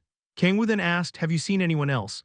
No, I saw a weird monster that took the form of you as soon as I came to my senses, so Xiala continued in embarrassment. I cut off its head in disgust. Oh, I see. Kang-woo stared at her with mixed feelings. He had managed to stop her fall from grace, but it seemed like its influence still remained somewhat. I can only hope she gets used to the body of an angel. Now that Xiala's body had become closer to that of an angel due to Seraph's influence, Kang-woo could only hope for her to learn how to control her obsession. Not even he knew how to artificially control a racial characteristic. Let's search for the others for the time being, Kang-woo suggested. Okay, he took Xiala with him to find the others. They were fortunately able to find the others as soon as they began their search. It seemed like Xiala hadn't been the only one who had not been far away. Fucking hell, what are these things? They're giving me goosebumps, Cha Yeonju said while frowning in disgust. You weren't able to tell, asked Kang-woo. How can I when they look the exact same? I got chills the moment I felt bloodlust from it. Yeonju had also been attacked by a shade mimicking Kang-woo, but she had easily blocked its attack and tore the shade apart. Hee, but I feel super refreshed for some reason, Yeonju said while stretching, as if refreshed from tearing apart the shade that had taken Kang-woo's form. Kang-woo frowned while staring at the multiple corpses in his form on the ground. But why are they all mimicking me? The shades that had attacked Balrog, Echidna, Halcyon, and even Si-hun had all taken his form. Sniff. Kang-woo, Echidna shed tears while grabbing Kang-woo's clothes. She seemed to have been considerably shocked when the shade mimicking him had attacked her. Kang-woo patted her head. Were you surprised? Yeah, I thought you had abandoned me. I thought I was going to be alone again. Tusk, Kang-woo clicked his tongue and flicked Echidna's forehead. Ouch, there's no way that would happen, he declared. Echidna smiled. But Hyung-nim, aren't these shades acting strangely? Si-hun mentioned, I thought so too. They were as desperate as prey being chased by a predator, Balrog agreed. The shades' actions certainly left questions. Si-hun said while nodding, despite having such a perfect transformation ability, they attacked as soon as they approached us. Rather urgently on top of that. They would have had a much better chance if they actually took their time. Kang-woo nodded at Si-hun and Balrog's opinions. It definitely seems like something is happening in this world. Whatever the case, we can't just stand around here. They needed to find and destroy the rift core as soon as possible. Finding the core itself was not difficult. Did Gaia give you that? Yes. She said that it would lead us to the core, Si-hun said while using the pure white crystal orb that he had received from Gaia. A white light poured out from the crystal orb and pointed in a certain direction. Once they followed the light, they could see a ball of purple energy. That's the rift core. It was about 30 meters in diameter. The massive sphere was distorting the space around it, so we just have to destroy that, Kang-woo expressed. It was a piece of cake. He used the key of the demonic sea to create Inferno. He slowly raised the sword wrapped in flames, twilight. A terrifying heat that felt as if it would burn down the world itself poured out from the sword. Kang-woo swung it down without hesitation. Crack! Just then the purple sphere split. The hand of a giant demonic beast came out of it and flicked the flames away. Chapter 314, King of Demonic Beasts. It was a giant bull with arms like that of a human. Its black mane like that of a lion fluttered. The monster, which made the 30-meter rift core look tiny, lightly flicked Inferno's flames and snorted. F-whoosh. Black flames fumed from its nostrils. What the Kang-woo grimaced. Thick demonic energy that intimidated even him poured out from the monster. That's, Balrog slurred with his eyes widened.